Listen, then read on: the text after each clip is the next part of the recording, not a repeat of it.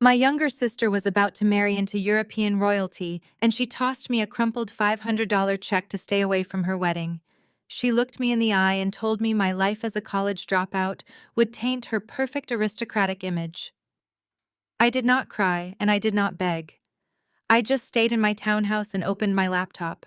She had no idea the servers I maintained were the very digital walls protecting her new royal family. And when I caught her committing a $15 million treason just hours before walking down the aisle, I did not call the police. I let the king's royal guard come straight to my door. Exactly 3 hours before the royal wedding of the decade was set to begin, I was standing in the center of my living room. I was holding a custom-fitted emerald silk bridesmaid gown. The fabric was heavy and cool against my skin, feeling like a tangible promise of family unity. I had spent the last 2 months attending fittings, smiling through the passive-aggressive comments from the bridal party, and trying my absolute best to be the supportive older sister. I actually believed this massive celebration would be a turning point for my family. I hoped that beneath the grandeur and the staggering wealth we might finally find some common ground. I was terribly wrong. The heavy oak door of my townhouse swung open without a knock. My younger sister Gabrielle and our mother Yvonne stood in the entryway, uninvited and unannounced. Gabrielle looked breathtaking. Her dark hair was perfectly styled into an intricate, elegant updo, and she was wearing a silk robe embroidered with the word bride in shimmering gold thread. But the expression on her face was anything but beautiful. It was twisted into a sneer of pure, unadulterated venom. Before I could even offer a polite greeting, Gabrielle marched across my living room floor, her designer heels clicking sharply against the wood. She did not say a single word as she snatched the emerald gown right out of my hands. The sudden violent movement caught me completely off guard, and the heavy silk slipped through my fingers. She bundled the incredibly expensive fabric into a careless heap over her arm, treating it like garbage. Then she reached into her pristine white designer purse, pulled out a piece of paper, and dropped it onto my glass coffee table with a dramatic flourish. It was a personal check made out to me for $500. "You are not coming," she said. Her voice was remarkably cold and flat, leaving absolutely no room for negotiation or discussion. I stared down at the check and then back up at my sister, trying to process the sheer audacity of the moment. "What are you talking about, Gabby? The cars are supposed to be here in less than an hour to take us to the Newport estate for the photographs." She let out a harsh, humorless laugh that echoed in the quiet room.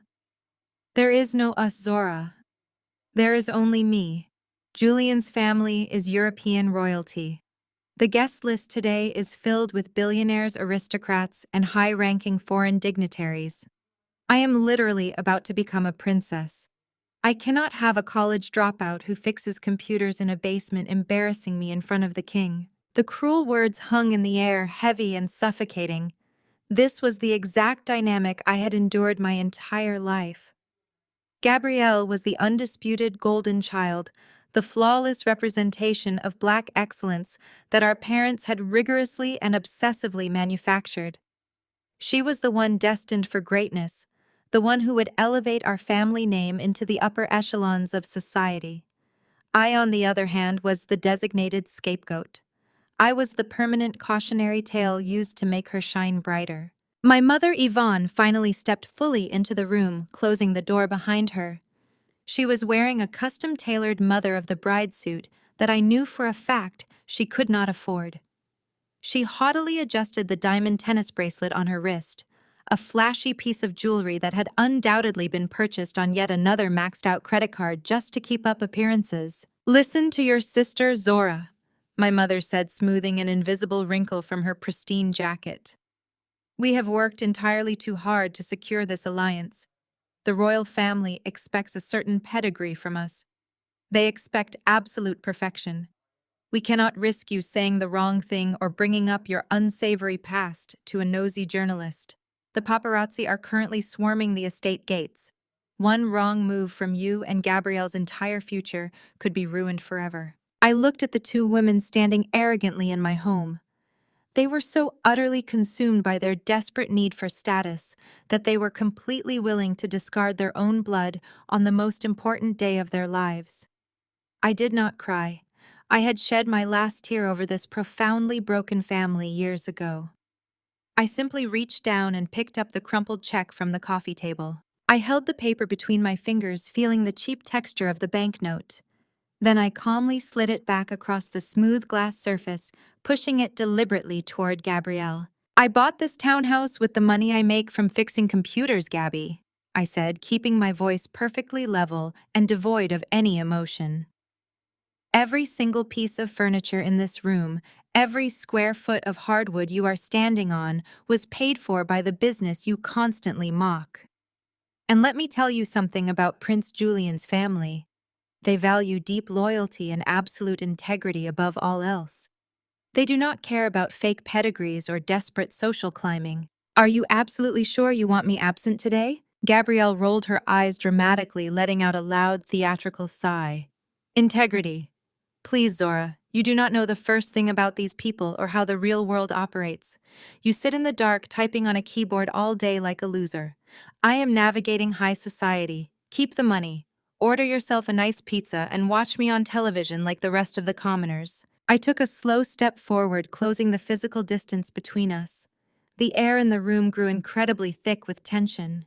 "Or maybe I should show up anyway," I challenged her softly, my voice dripping with quiet authority.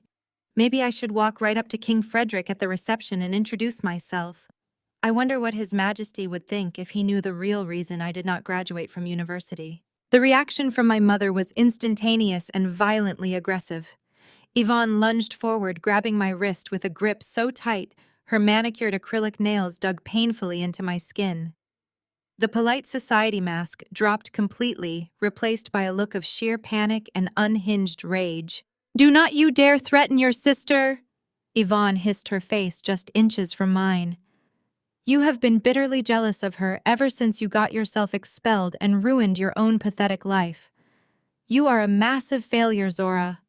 Your father and I sacrificed everything we had to give Gabrielle this extraordinary opportunity, and you will not destroy it just because you cannot handle your own crushing mediocrity." I stared directly into my mother's eyes, feeling the deeply familiar sting of her specific brand of cruelty. She was intentionally throwing my expulsion in my face as a weapon, the expulsion that had completely destroyed my academic career 8 years ago. The expulsion that only happened because I took the fall for Gabrielle's massive academic fraud scheme so my precious little sister would not go to federal prison. Our father Desmond had aggressively demanded I take the blame to protect his perfect daughter and preserve the pristine family image. I had sacrificed my entire future for hers, and this physical assault was my grand reward. "Let go of me," I said, my voice dropping to a dangerous, icy whisper. Yvonne quickly released my wrist, giving me a hard, dismissive shove backward. "Stay in this house, Zora. If you so much as set foot near the Newport estate, the royal security team will drag you out in handcuffs. Do not ruin her fairy tale today." Gabrielle did not even bother to look back, as she turned toward the door, clutching the beautiful emerald gown she had just stolen from me. "Just stay out of my way, Zora. Have a nice life." The heavy oak door slammed shut behind them, echoing loudly through the quiet townhouse. The silence that immediately followed was absolute and heavy. Any normal person might have collapsed onto the sofa in despair. Any normal person might have shattered right there in the living room, deeply grieving the total abandonment by their own mother and sister on a day meant for family. But I just stood there, slowly rubbing the angry red marks on my wrist. A slow, genuinely amused smile spread across my face. I turned away from the front door and walked down the hallway toward the back of the house. I stopped in front of a reinforced steel door cleverly disguised as a standard decorative closet panel. I placed my hand firmly on the biometric scanner, mounted inconspicuously on the wall. A bright green light flashed, confirming my identity, and the heavy internal deadbolts disengaged with a solid, satisfying mechanical clank. I pushed the heavy door open and stepped into my home office. It was definitely not a basement repair shop. It was a heavily climate-controlled, state-of-the-art server room humming with the quiet, immense power of millions of dollars worth of cutting-edge technology. Massive black server racks lined the walls, blinking constantly with thousands of blue and green indicator lights. multiple curved monitors wrapped around a custom-built ergonomic workstation in the center of the room. I walked over to the leather command chair and sat down, running my fingers over the sleek mechanical keyboard. I woke up the central terminal and a glowing silver crest appeared on the center screen. It was the official digital seal of Sentinel Vanguard, the most elite private cybersecurity firm in the Western Hemisphere. I am the founder and chief executive officer of Sentinel Vanguard, and my company holds the exclusive, highly classified government contract to protect the royal estate's entire digital infrastructure. I leaned back in my chair, pulling up the live high-definition security feeds of the Newport estate where my sister was currently preparing to walk down the aisle. I watched the heavily armed royal guards, taking their tactical positions around the perimeter, completely unaware that the woman exclusively monitoring their communications network had just been disinvited from the party. "Let us see exactly how long this fairy tale lasts," I whispered to the glowing screens in the empty room. I reached for the sleek black ceramic mug on my desk and took a slow sip of dark roast coffee. The bitter taste grounded me. For the next few minutes, the only sound in the room was the heavy mechanical hum of the cooling units, keeping my servers at an optimal temperature. I watched the satellite feeds showing the sprawling green lawns of the Newport estate. Wealthy guests in pastel designer suits and wide-brimmed hats were taking their seats on the manicured grass. It was a perfect picturesque afternoon for a royal wedding. Then, the center monitor of my workstation violently flashed crimson red. A blaring warning klaxon echoed through my office. It was a Level 1 breach alert. The digital perimeter of the Royal Treasury private network had just been compromised. I slammed my coffee mug down so hard, dark liquid sloshed over the rim. My fingers flew across the mechanical keyboard, bypassing the initial security gates to trace the origin of the intrusion. Sentinel Vanguard Protocol dictated that any financial breach connected to the crown required immediate lockdown, but I needed to see exactly who was stupid enough to rob the monarchy on wedding day. Lines of encrypted code cascaded down my secondary screen. The intruder was not using a brute force attack. They had bypassed the firewall using legitimate high-level credentials. I isolated the digital signature. It was Prince Julian's personal identification token. Someone had his password and they were currently initiating a quiet, untraceable wire transfer of $15 million from the Royal Treasury directly to an offshore account in the Cayman Islands. A chill ran down my spine, but it was quickly replaced by sharp, calculating adrenaline. Prince Julian was currently standing at the altar greeting foreign dignitaries. I could see him on camera feed 4 wearing his crisp white military dress uniform. He was not on a computer. I initiated a biometric cross-reference and activated the geographical tracking protocol. I needed the exact physical location of the IP address currently draining the royal coffers. The mapping software zoomed in on the eastern seaboard, isolating the state of Rhode Island and targeting the Newport estate. It zoomed further, bypassing the main reception tents and locking directly onto the third floor of the main mansion. The bridal suite. I stared at the blinking red dot on my monitor. It was Gabrielle. My sister was wearing a custom couture gown waiting to walk down the aisle, and she was simultaneously using her future husband's stolen credentials to rob his family blind. I typed a command to freeze the network interface, but before I hit execute, another anomaly caught my eye. The financial transfer was not the only active process. There was a secondary data packet queued up in the background. She was uploading something else. I intercepted the data packet and cracked the weak encryption she was using. My stomach turned. It was a highly classified document containing the royal family's private medical records and their detailed security itinerary for the next 6 months. She was transferring the file to a known encrypted server associated with a notorious European tabloid syndicate. My sister was not just a thief. She was committing active treason against the crown to line her own pockets. The audacity was staggering. Gabrielle had always been greedy, but this level of reckless criminality was beyond anything I had anticipated. She was willing to put the king and his entire lineage in physical danger just to fund her insatiable appetite for luxury. I did not just block the $15 million transfer. That would be too easy. She would simply try again or claim her device was hacked. I needed to trap her completely. I rerouted her breach data, pushing the $15 million into a heavily monitored phantom account controlled by Sentinel Vanguard. To her screen in the bridal suite, it would look like the transfer successfully cleared. Then I initiated a hard lockdown on the bridal suite network, trapping the tabloid data packet in a digital quarantine. While the system secured the royal assets, I decided to follow Gabrielle's digital footprints backward. I needed to understand why she was risking federal prison on her wedding day. What I found within 3 minutes of digging through her connected cloud accounts shattered the last remaining illusion of my family's pristine image. Our parents, Desmond and Yvonne, had always projected an image of generational black wealth. They hosted charity galas, sat in the front pews of our church, and looked down their noses at anyone who did not meet their impossible standards of respectability. They had ruthlessly polished Gabrielle to be the crown jewel of that image. But the financial logs flashing across my screen told a violently different story.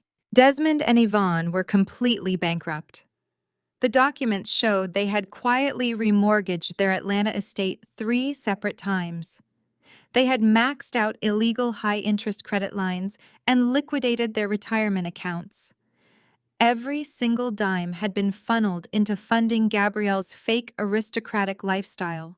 They had purchased her luxury vehicles, funded her extravagant European vacations, and bought her entry into high society circles just so she could catch the eye of a wealthy white aristocrat like Prince Julian. They had literally mortgaged their entire existence to impress a European royal family while throwing me away because I did not fit the aesthetic. And now that the bills were due and the creditors were threatening prison time, Gabrielle was stealing from the king to pay off our parents' secret debts. I compiled every piece of evidence: the $15 million wire transfer logs, the tabloid data packet containing the security routes, the bank statements proving my parents' financial ruin and their desperate cover-up. I packaged it all into a single highly encrypted dossier. I did not send this to the standard royal security team. This required the highest authority. I routed the dossier through a secure satellite uplink, sending it directly to the personal classified smartphone of King Frederick. He was a fiercely protective patriarch who did not tolerate deceit. I set a bold red countdown timer on my main screen, syncing it with the Royal Guard's response protocols. I leaned back in my leather chair, staring at the live feed of the wedding guests taking their seats. "Your move, Your Majesty," I said to the empty room. I turned on the television mounted on the far wall of my office. A major news network was broadcasting the extravagant royal wedding live. The commentators were practically breathless, gushing over the merging of cultures and the stunning floral arrangements cascading down the chapel steps.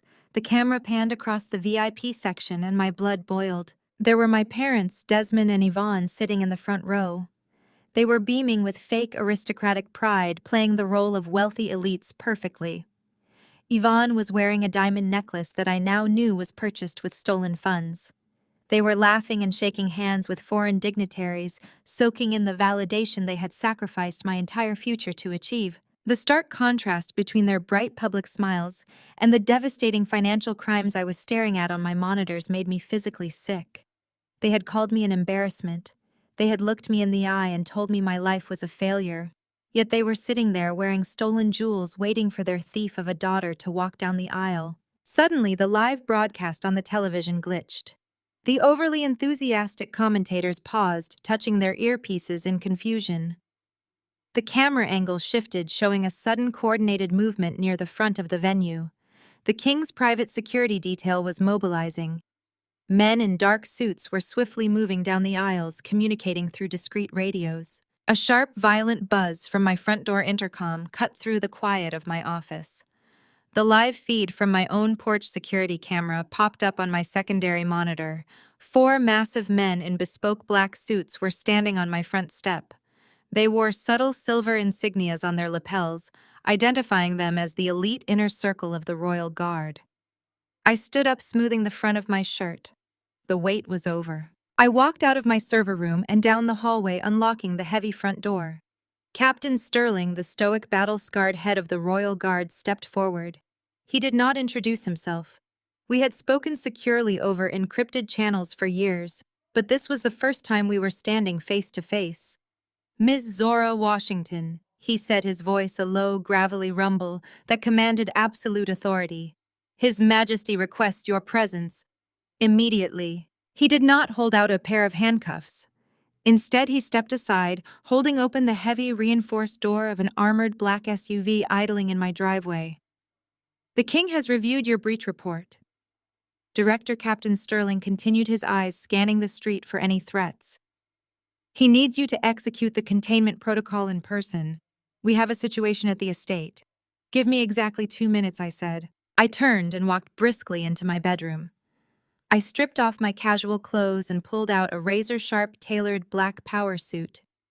I fastened a crisp white silk blouse, buttoning it with steady fingers. I slipped on a pair of black leather stilettos. I looked in the mirror, ensuring my hair was flawless and my expression was completely unreadable. I was no longer the discarded daughter hiding in a townhouse. I was the chief of cyber defense for the crown. I grabbed my secure tablet, walked out the front door, and slid into the back of the armored SUV. The heavy door slammed shut, sealing me in quiet luxury. The driver immediately accelerated the vehicle, surging forward with the power of a military transport. During the high-speed ride toward Newport, Captain Sterling handed me a classified tablet. The king is furious, he said plainly. Prince Julian is completely unaware of the breach. His Majesty halted the procession just as the bride was preparing to walk down the aisle. The guests are growing restless and the press is starting to ask questions. I reviewed the digital blueprints of the Newport estate, mapping out the fastest route to the ballroom. Does the bride know she has been caught? I asked, swiping through the venue schematics. Not yet. Captain Sterling replied. We locked down the bridal suite, but she believes it is a standard pre-wedding security hold. She has the physical data drive hidden on her person. We need to extract it without causing a physical altercation in front of 300 cameras. I will handle her, I said, locking the tablet and handing it back. She will not fight me. She will be too busy trying to maintain her lie. As the armored SUV approached the heavily guarded wrought iron gates of the Newport estate, the low pulsing bass from the reception area echoed through the thick tinted windows. The driver flashed a credential at the gate guards, and they immediately waved us through, bypassing the massive throng of paparazzi pressing against the barriers. The vehicle glided smoothly up the long, winding driveway, pulling to a stop at the side entrance of the main mansion. Captain Sterling looked at me, his expression deadly serious. The king gave strict orders to bypass the press. He wants you to drop the hammer in front of the inner circle. We go straight to the main ballroom. I nodded, gripping my secure tablet tightly. I stepped out of the vehicle, the cool ocean breeze hitting my face. I walked past the bewildered valets and high society guests, lingering near the gardens, flanked on all sides by the imposing presence of the royal guard. We moved with synchronized purpose, approaching the heavy double doors of the opulent gilded ballroom. The moment had arrived. The crimson glow from the primary monitor painted my office in a harsh, violent light as the perimeter breach alarm echoed off the soundproof walls. My hands flew over the mechanical keyboard, moving entirely on muscle memory and sheer instinct. Sentinel Vanguard protocols demanded absolute precision during a Level 1 alert. I routed my connection through 3 separate proxy servers before engaging the Royal Treasury private network directly to see exactly what kind of ghost had slipped past the outer digital gates. There was no brute force attack. There was no sophisticated malware payload trying to crack the encryption walls. The intruder had simply walked right through the front door, using highly classified authentication tokens. I pulled up the active session logs and stared at the screen as the credentials verified on the system. It was Prince Julian. His personal encrypted key was actively communicating with the Central Treasury database. I glanced up at the secondary monitor displaying the live satellite feed of the Newport estate. Prince Julian was currently standing on the manicured lawn of the venue, surrounded by a sea of photographers and international dignitaries. He was wearing his immaculate military dress uniform, shaking hands and posing for the cameras. He was visibly nowhere near a secure terminal. Someone had his passwords, and they were not wasting any time. A fresh line of code cascaded down my screen, showing a newly initiated wire transfer. $15 million was being quietly and methodically siphoned from a discretionary royal holding account. I watched the routing numbers populate in real time. The destination was an offshore shell account in the Cayman Islands, completely untraceable to standard banking authorities. A cold, calculating focus settled over me. I needed the exact physical location of the IP address currently draining the royal coffers. I bypassed the standard firewall protocols and launched a geographical tracking algorithm, forcing a ping back to the origin device. The mapping software instantly zoomed in on the eastern seaboard, isolating the state of Rhode Island. The red target circle shrank rapidly, dropping right over the coordinates of the Newport estate. I refined the scan, pushing past the main reception tents, the catering staging areas, and the guest lounges. The signal locked firmly onto the third floor of the main mansion. The bridal suite. I sat back in my leather command chair, feeling the air leave my lungs. The dots connected with sickening clarity. I ran a quick keystroke cadence analysis on the typing pattern streaming through the breach. Every person has a unique digital rhythm, a specific way they hit the keys. I knew this particular sloppy, hurried cadence better than anyone else in the world. I knew it because I had spent my entire adolescence rewriting her terrible essays and cleaning up her careless academic messes. It was Gabrielle. My sister was sitting in the opulent bridal suite, wearing a custom couture gown that cost more than a luxury vehicle. She was mere hours away from walking down the aisle to marry a European prince, and she was using her final moments of privacy to log into his stolen accounts and rob his family blind. The sheer arrogant audacity of it was staggering even for her. Our parents had spent 3 decades inflating her ego, telling her she was untouchable, and this was the ultimate result. She actually believed she could steal $15 million from a sovereign monarchy and face zero consequences. I raised my hands to execute a network freeze and kill the transfer, but my eyes caught a subtle fluctuation in the bandwidth usage.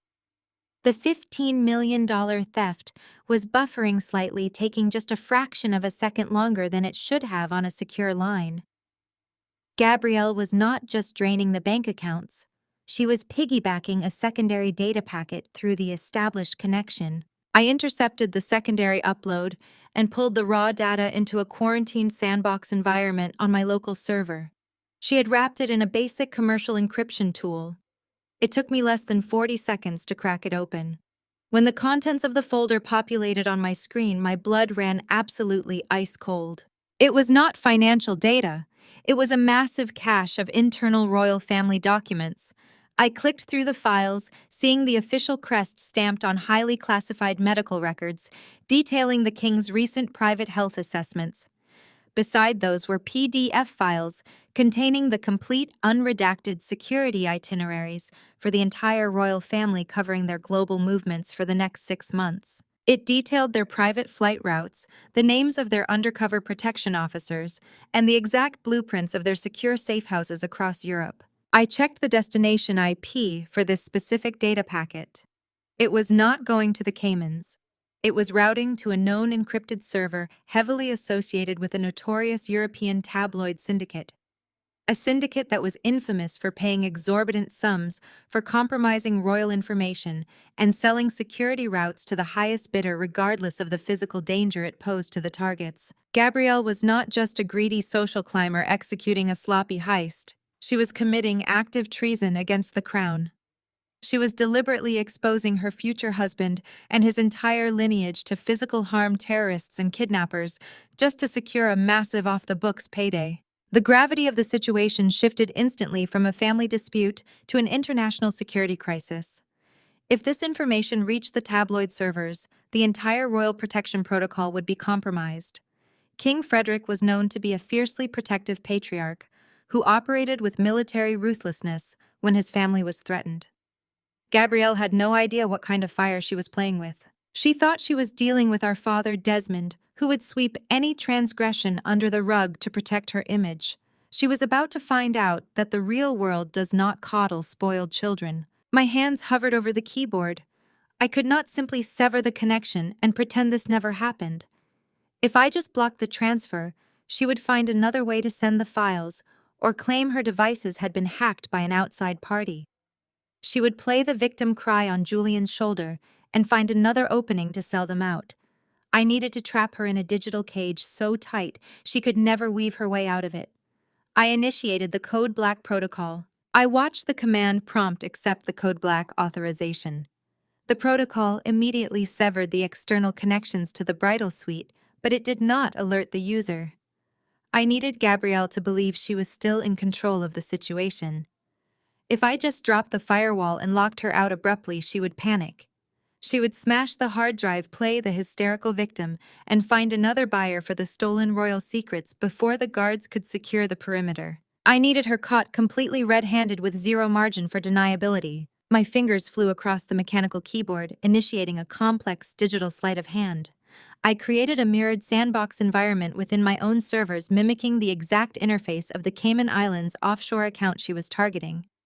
To Gabrielle, sitting in her luxurious dressing room, the progress bar for her $15 million transfer would look perfectly normal. In reality, I was funneling every single cent into a highly encrypted phantom holding account controlled exclusively by Sentinel Vanguard. Once the funds were secured safely inside my digital vault, I deployed a silent lockdown worm into the bridal suite network.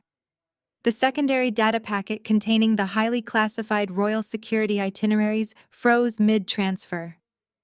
I trapped the tabloid files in a digital quarantine, isolating them from the outside world. She was locked in a cage of her own making, and she did not even know the bars had closed around her. With the royal assets temporarily secured, I took a deep breath. My heart was pounding against my ribs. I decided to trace the breadcrumbs she had left behind. Why was she doing this today of all days? Gabrielle was vain, greedy, and entirely self-absorbed, but treason against a sovereign monarchy was a massive escalation. I pulled up her connected cloud accounts and followed the money trail backward through her devices. It took me less than 3 minutes to crack the flimsy passwords she shared with our parents. The financial documents that populated my secondary monitor absolutely staggered me. My parents, Desmond and Yvonne, had spent their entire lives projecting a flawless, unshakable image of generational black wealth in Atlanta. They sat in the front pews of our church every Sunday wearing custom-tailored suits and designer hats. They hosted lavish charity galas and looked down their noses at anyone who did not meet their impossible, suffocating standards of respectability. They had ruthlessly polished Gabrielle to be the crown jewel of that image, punishing me whenever my tech-obsessed brain failed to fit their perfect aesthetic. I had always believed their immense wealth was real, even when they threw me out on the street with absolutely nothing to my name. The banking ledgers flashing across my screen told a violently different story. They were entirely bankrupt.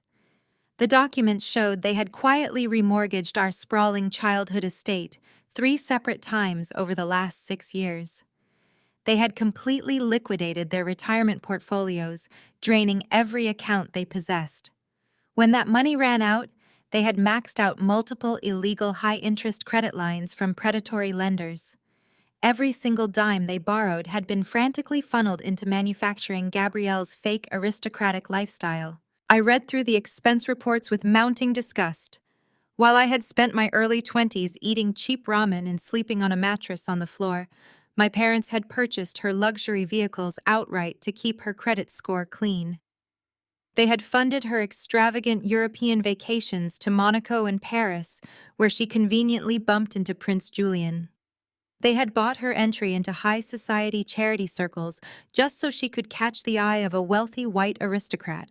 They had literally mortgaged their entire existence to impress a European royal family, and now the creditors were circling. The final notices were sitting right there in my father's inbox dated 2 weeks ago. The lenders were threatening severe legal action and immediate foreclosure on their home. Now that the bills were due and the threat of federal prison was looming over our parents, Gabrielle was stealing from the king to pay off their secret debts. The sheer desperation of it made my stomach turn. They were willing to sacrifice the physical safety of an entire sovereign nation just to maintain their country club memberships and their fake social standing. I compiled every piece of damning evidence. I took the $15 million wire transfer logs, ensuring Prince Julian's stolen credentials were clearly documented. I grabbed the intercepted tabloid data packet containing the king's private medical records and the sensitive security routes. Finally, I downloaded the bank statements proving my parents' absolute financial ruin and their desperate criminal cover-up. I packaged all of it into a single, highly encrypted dossier. I stared at the file on my desktop. I could send this to the standard royal security team. Captain Sterling would handle it quietly and efficiently. But my family had a talent for slithering out of consequences. Yvonne would cry, Desmond would invoke his fake respectable standing, and Gabrielle would bat her eyelashes and claim she was coerced. If I handed this to regular security, they might try to hush it up to avoid a massive public scandal on wedding day. I refused to let them escape this time. This required the absolute highest authority.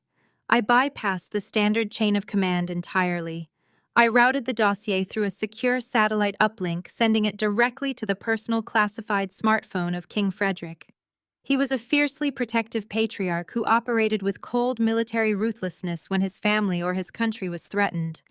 He did not care about social niceties or public relations when it came to treason. Gabrielle had no idea what kind of fire she was playing with. She thought she was dealing with our father, who would sweep any transgression under the rug to protect her image. She thought her pretty face and her stolen designer gown made her untouchable. She was about to find out that the real world does not coddle spoiled children, and kings do not negotiate with thieves. The file transfer completed with a soft chime. I watched the delivery confirmation flash green on my monitor. The payload had been received and opened. I set a bold red countdown timer on my main screen, syncing it with the Royal Guard's emergency response protocols. I knew exactly how long it would take for the King's elite security detail to mobilize once he saw those files. I leaned back in my leather command chair, taking a slow sip of my coffee. I stared at the live satellite feed of the wedding guests taking their seats on the manicured lawn. The string quartet was playing softly in the background, entirely unaware that a storm was about to hit. "Your move, Your Majesty," I said to the empty room. I reached for the remote control resting on the edge of my console and turned on the massive flat screen mounted on the far wall of my server room. The international news network was running a continuous live broadcast of the royal wedding. The volume filled my quiet sanctuary with the hushed, reverent tones of media commentators. They were practically breathless as they described the sprawling Newport estate. The high-definition camera swept across acres of manicured green lawns, showing thousands of white orchids and imported roses cascading down the stone steps of the grand pavilion. The commentators could not stop talking about the historical significance of the day. They praised the beautiful merging of European aristocracy with what they called the absolute pinnacle of Black American success. They lingered on every detail of the extravagant event.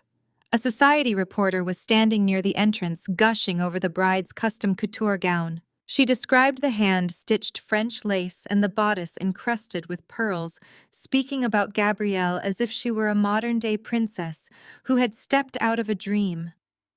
They talked about her poise and her elegance, spinning a flawless fairy tale narrative for the millions of viewers watching at home. It was the exact fantasy my parents had meticulously engineered. They had spent decades building a carefully curated image for public consumption, and the media was eating it out of the palm of their hands. The camera angle shifted, cutting to the VIP seating area in the front row. There they were, Desmond and Yvonne Washington. My parents were sitting shoulder to shoulder with dukes, diplomats, and foreign dignitaries. My mother was dabbing at her eyes with a delicate lace handkerchief, performing the role of the overwhelmed, joyful matriarch to absolute perfection.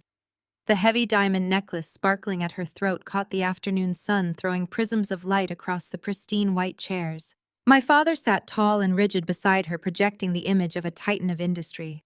He looked like a man of immense generational wealth and unshakable respectability. I stared at their beaming faces on the television, and then I looked down at the banking ledgers still glowing brightly on my secondary monitor. The cognitive dissonance was almost nauseating. The world saw a powerful, untouchable dynasty. I saw 3 maxed-out illegal credit lines and a string of desperate foreclosure notices. They had thrown me out of the house and completely erased me from their lives because my failure threatened to tarnish this very illusion. They looked me in the eye this morning and told me I was an embarrassment.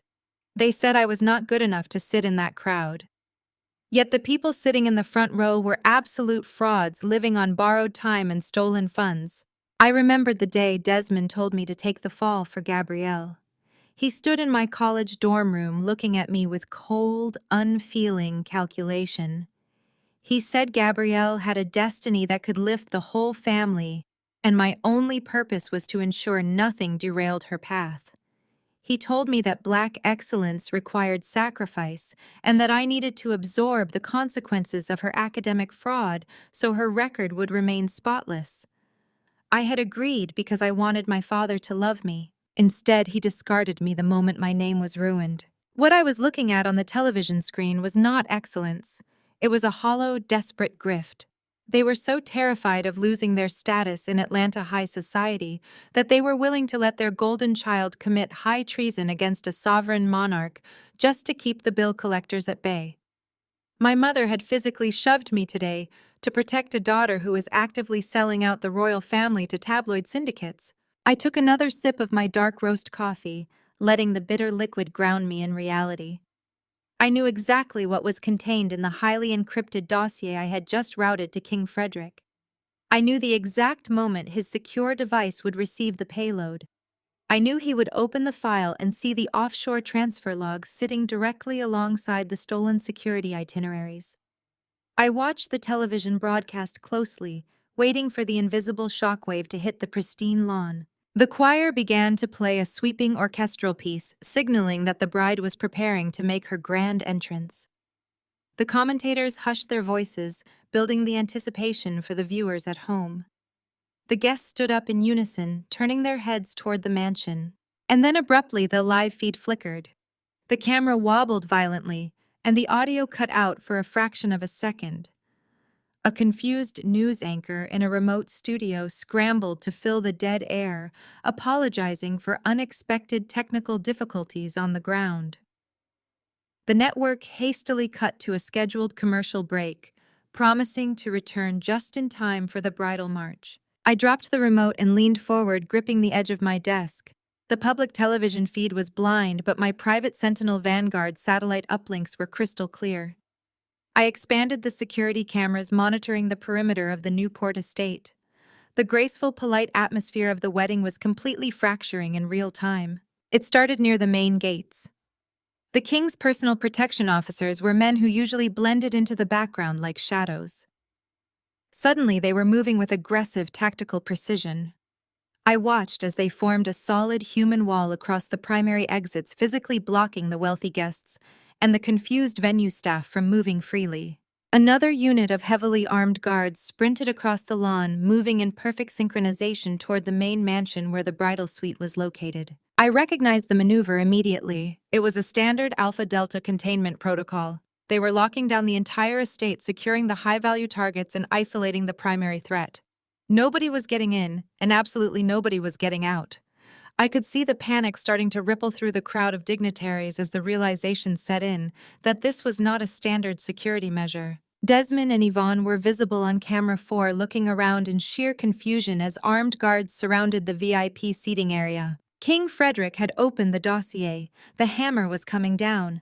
I watched the tactical team stack up outside the mansion doors, ready to breach the building and secure Gabrielle. I knew they would find the quarantine computer terminal and the frozen digital transfers. I had boxed her in perfectly. She had nowhere to run and no way to deny the evidence I had just placed directly into the hands of the monarch. Just as I took a deep breath to steady my racing heart, a sharp, violent buzz echoed through my own townhouse. The sound was so loud and sudden it made me flinch in my leather chair. My front door intercom was going off.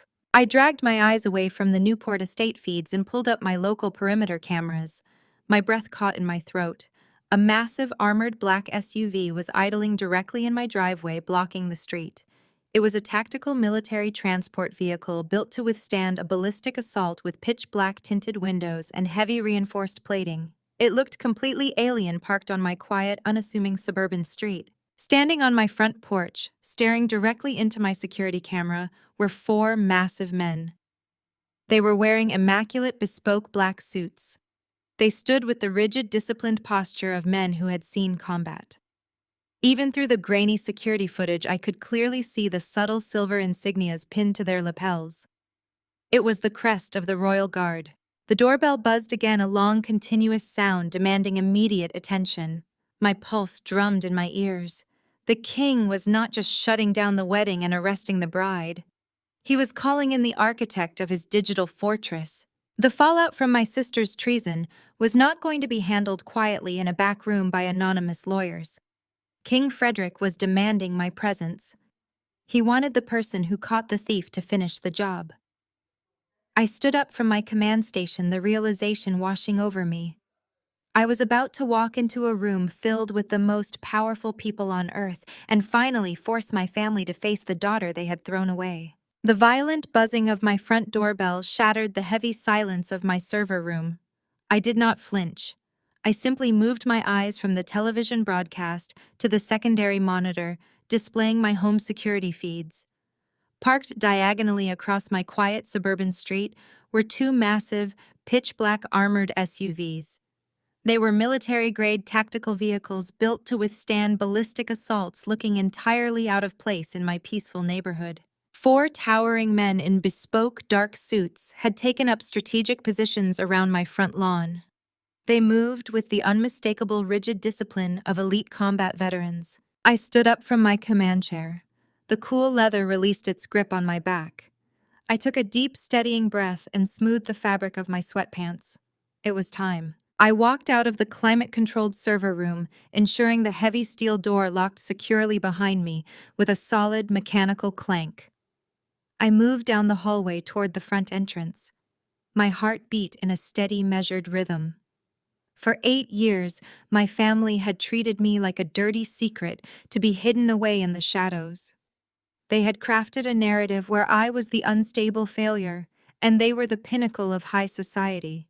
That entire fictional universe was about to collide violently with my reality. I reached the front door and disengaged the deadbolts. I pulled the heavy wood open and stepped out onto my porch. Standing directly in front of me was Captain Sterling. I knew his face well from highly classified security briefings, but we had only ever communicated through encrypted voice channels and secure video uplinks. Seeing him in person was different. He was a formidable, battle-scarred man who radiated absolute authority.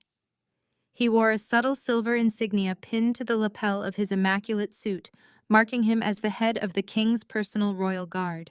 He did not look at me with the disdain or pity my family always projected. He looked at me with profound professional respect. "Ms. Zora Washington," he said, his voice a low, gravelly rumble that cut through the warm afternoon air. "I am Captain Sterling. His Majesty requests your presence." Immediately, I looked past him at the idling armored vehicles. "You brought a heavy escort for a simple request, Captain." He stepped back and gestured toward the open door of the primary SUV. He did not hold handcuffs. He held open the door to a mobile fortress. "The king has reviewed your breach report, Director," he replied, his tone deadly serious. "He needs you to execute the containment protocol in person. We have a highly volatile situation at the estate, and His Majesty trusts no one else to secure the network." I crossed my arms, studying the seasoned security expert. "How bad is the ground situation at the venue?" The king halted the procession just as the bridal march was supposed to begin. Sterling explained, keeping his voice low to avoid carrying down the street. "We initiated a silent lockdown of the primary gates. The guests are growing restless, and the international press corps outside is starting to ask aggressive questions. Prince Julian is currently isolated in a holding room. He is completely unaware of the financial breach or the treasonous data packet. The king wanted to ensure his son was protected before the truth was revealed." "And the bride?" I asked, keeping my face perfectly neutral. "She is currently contained in the bridal suite," Sterling answered. "We restricted her physical access to the hallways, but she believes it is a standard pre-wedding security delay.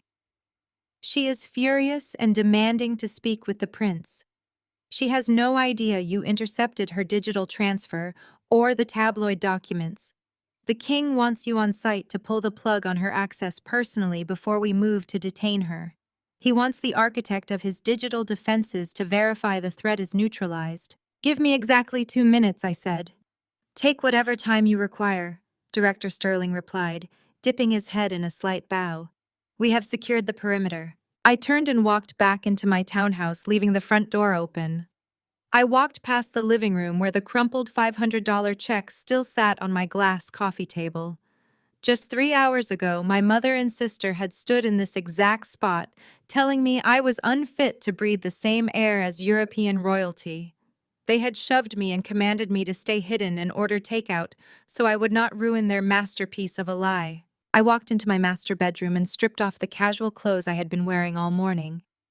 I walked into my walk-in closet and bypassed the casual wear, reaching straight for the section that held my executive wardrobe.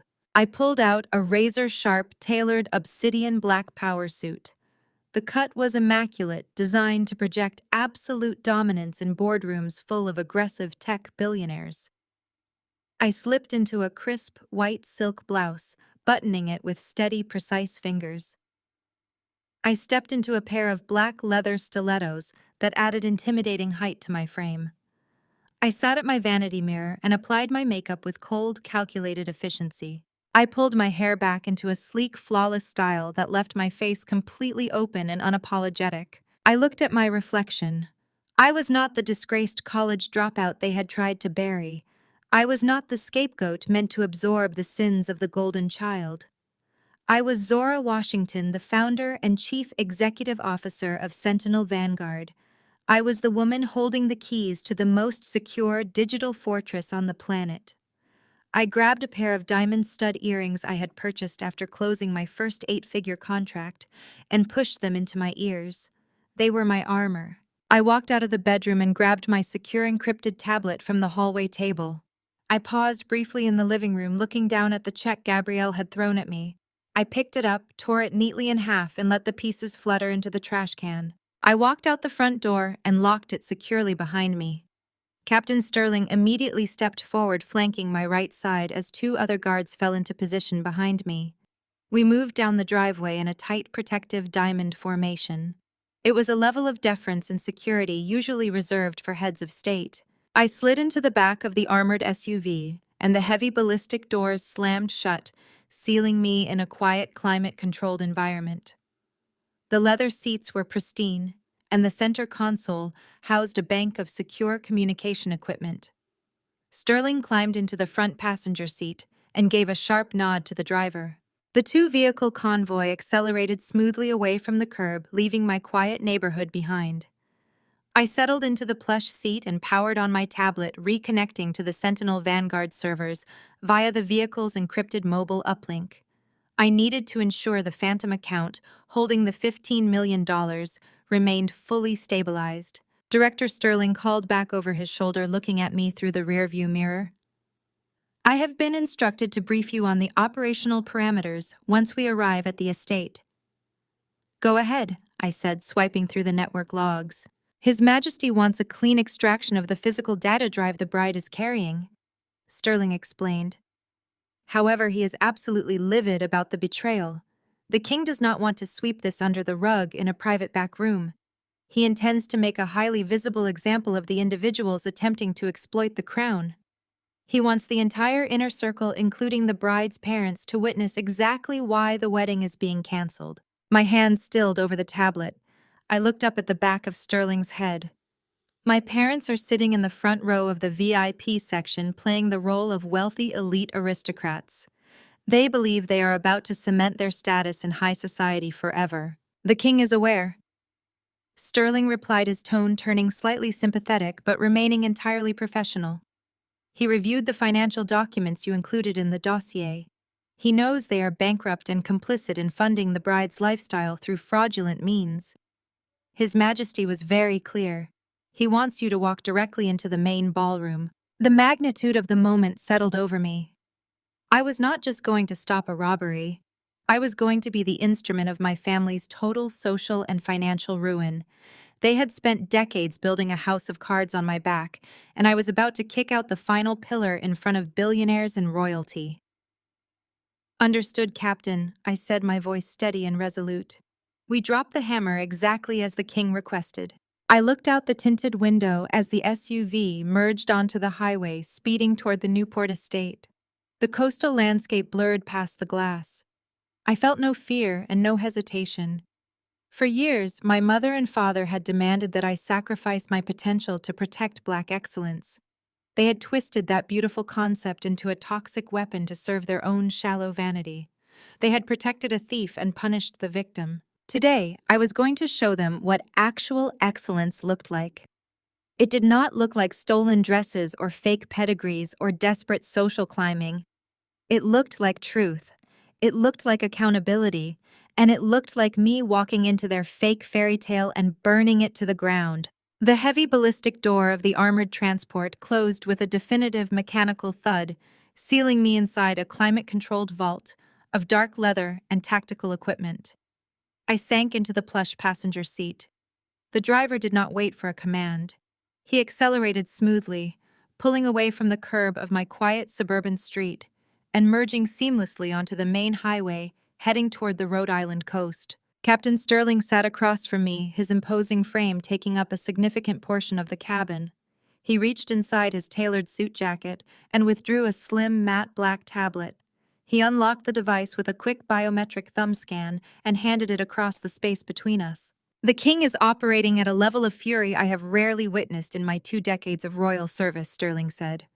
His voice was a low, steady rumble that barely competed with the hum of the engine. He instructed me to give you full operational clearance. You need to see exactly what we are walking into. I took the tablet and looked at the screen. It displayed a real-time tactical map of the Newport estate overlaid with the biometric tracking signals of every royal guard on the ground. A bright green icon was isolated in a secure room on the ground floor. That is Prince Julian, I said, tapping the green icon. Correct, Sterling replied, crossing his arms. He is completely insulated. We moved him to a secure holding room under the guise of a minor bomb threat protocol. He has absolutely no idea his future wife just attempted to rob the royal treasury and sell our family security movements to the highest bidder. He is sitting in that room worrying about her safety while she is actively plotting treason. A sharp pang of sympathy hit me for the prince. Julian was a genuinely decent man, born into European aristocracy and raised with a strict, suffocating sense of duty. He had fallen in love with Gabrielle, believing her to be a brilliant, independent woman from a wealthy, distinguished Black American family. He had no idea she was a master manipulator raised by 2 parents who had spent their entire lives treating deception as an art form. And my parents, I asked, keeping my voice perfectly level. Desmond and Yvonne Washington. Sterling touched a button on his own wrist monitor, adjusting the tactical map on my screen. 2 yellow icons blinked in the front row of the main pavilion. They are currently confined to the VIP section. The king read the encrypted dossier you sent. He understands they are completely bankrupt and utterly complicit in funding this charade. He wants them to sit there and watch everything crumble. I zoomed in on the mansion blueprints, focusing on the 3rd floor. My digital quarantine was holding steady, but that only neutralized the network threat. Gabrielle was contained in the bridal suite, but she still possessed the physical data drive. The network is frozen, I explained, looking up from the glowing screen. But Gabrielle is highly resourceful when she is backed into a corner. She still has the physical drive containing the king's private medical records and the sensitive security itineraries. If she realizes her offshore transfer failed and suspects the guards are closing in, she might try to destroy the drive or stash it somewhere in the mansion to recover later. We cannot let that tabloid data leave the room. Which is why we cannot simply send a tactical team crashing through those heavy mahogany doors, Sterling said, leaning forward. A physical struggle would cause massive chaos. The International Press Corps outside the gates has camera drones in the air and long-range lenses pointed at every single window of that estate. If the media captures footage of the royal guard physically wrestling the bride to the ground on her wedding day, it will create a global public relations nightmare. We need a clean, silent extraction of that data drive. She will not fight me, I told him, my tone filled with absolute certainty. Sterling raised an eyebrow. You sound very confident, Director. I know how my sister operates better than anyone else on this planet, I replied, sliding the tablet back across the console.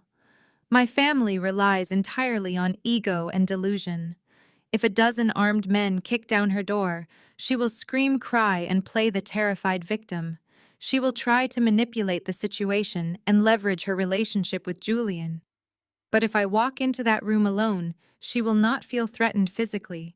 She will just feel annoyed. She still thinks I am the obedient scapegoat who fixes computers. She will try to demean me to assert her dominance. And while she is busy trying to put me in my place, I will take the drive right out of her hands. Sterling studied my face for a long moment. He saw the cold, calculated resolve in my eyes.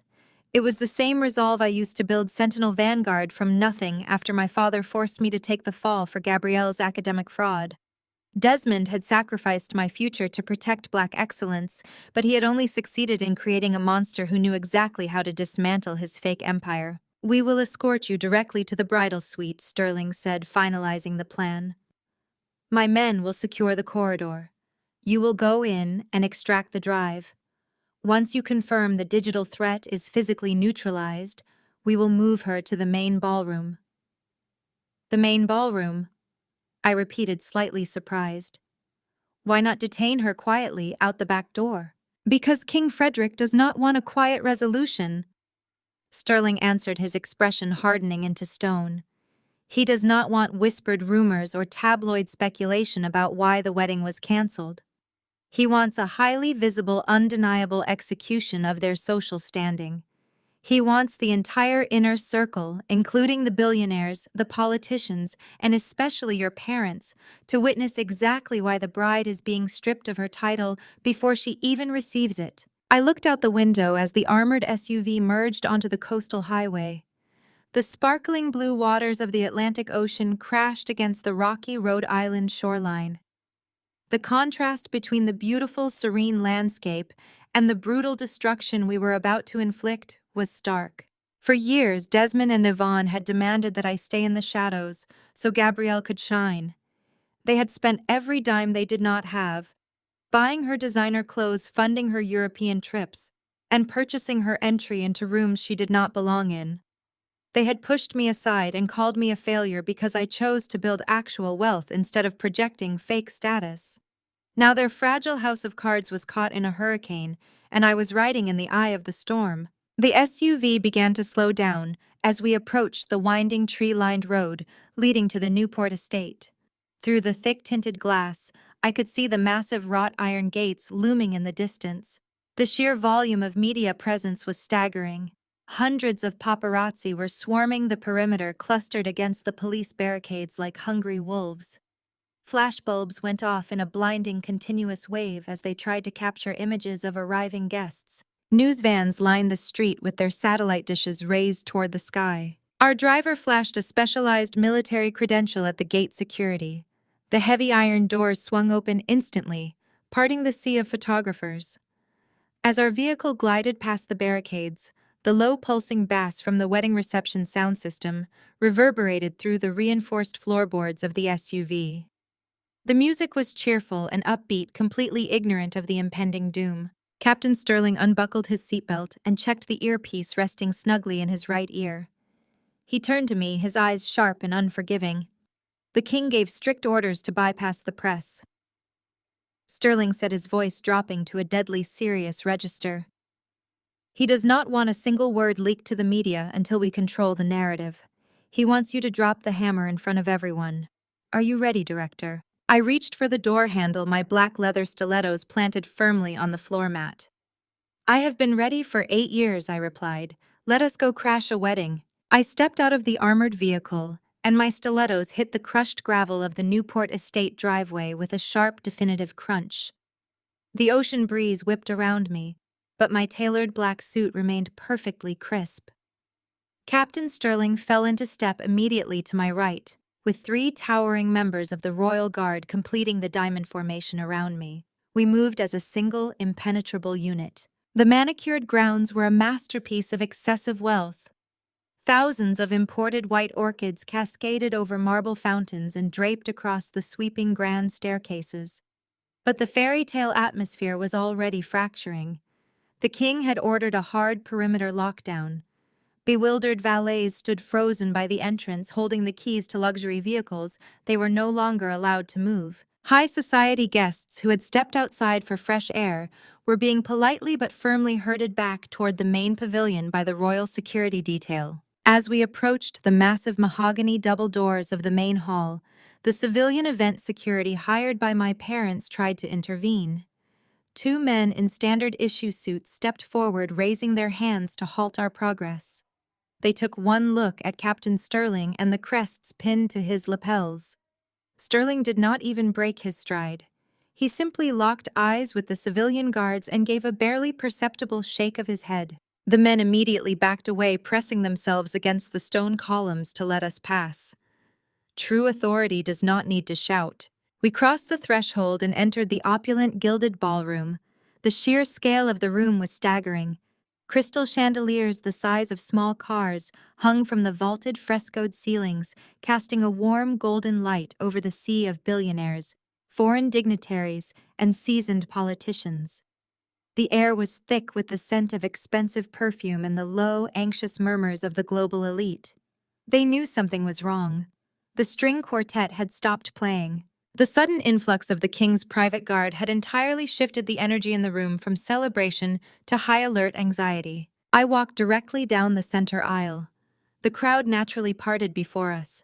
The billionaires and aristocrats stepped back, their eyes wide with confusion and curiosity. They were trying to process the visual playing out in front of them.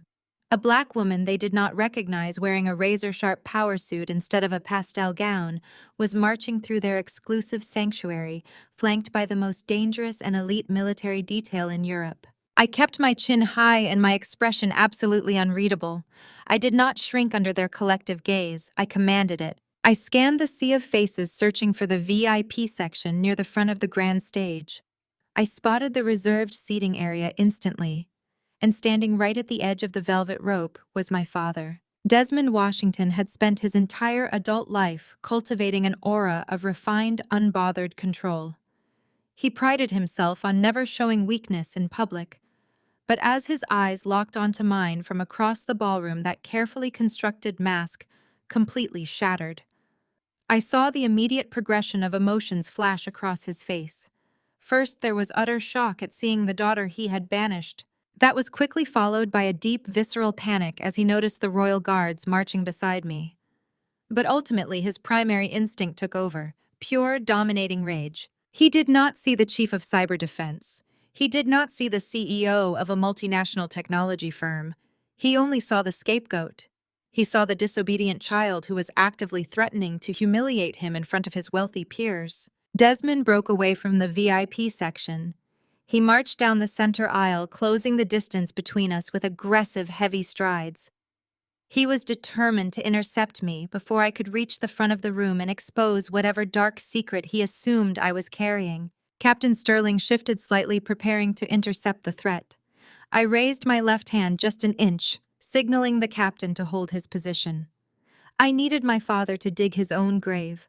I needed him to show exactly who he was in front of the very people he had bankrupted himself to impress. My father reached me, and without a single ounce of hesitation, he lunged forward and grabbed my right arm. His grip was punishingly tight, his fingers digging into the fabric of my suit jacket. It was the exact same physical intimidation tactic he had used when I was 24 years old, forcing me to sign the confession for Gabrielle's academic fraud. It was meant to make me feel small, powerless, and entirely under his control. "What is wrong with you?" He hissed, his voice a harsh, venomous whisper designed not to carry to the surrounding guests. His face was flushed dark with anger, a vein throbbing visibly at his temple. "We told you to stay away. You were explicitly forbidden from coming here." I did not flinch. I did not try to pull my arm away. I simply looked down at his hand gripping my jacket, and then I looked directly into his eyes. The absolute lack of fear in my gaze made him falter for a fraction of a second. "You are making a massive scene." "Desmond," I said, keeping my voice perfectly calm and detached, "I suggest you let go of me before you do something you cannot afford to fix." He tightened his grip, trying to physically steer me toward a side exit. "I am not playing games with you, Zora. You are going to turn around and walk out those doors right now. I will not let your bitter jealousy destroy the greatest accomplishment of this family. Do you have any idea who is in this room? Do you know what is at stake today? I know exactly what is at stake, I replied, my voice dropping to an icy register. I know about the $15 million. I know about the tabloid syndicate. And I know about the 3 mortgages on your Atlanta estate. The color instantly drained from my father's face. The hand gripping my arm suddenly went completely slack. He stumbled back a half step, his mouth opening and closing, as his brain desperately tried to process how I possessed that highly classified financial intelligence. The titan of industry illusion evaporated, leaving behind a terrified, desperate man drowning in a sea of secret debt. Before he could attempt to formulate a lie, my mother Yvonne suddenly burst through the crowd. She had abandoned her seat in the VIP section, having finally spotted the confrontation happening in the center aisle. She was practically tripping over her expensive silk gown, her face twisted in a mask of absolute horror. Yvonne did not care about the context.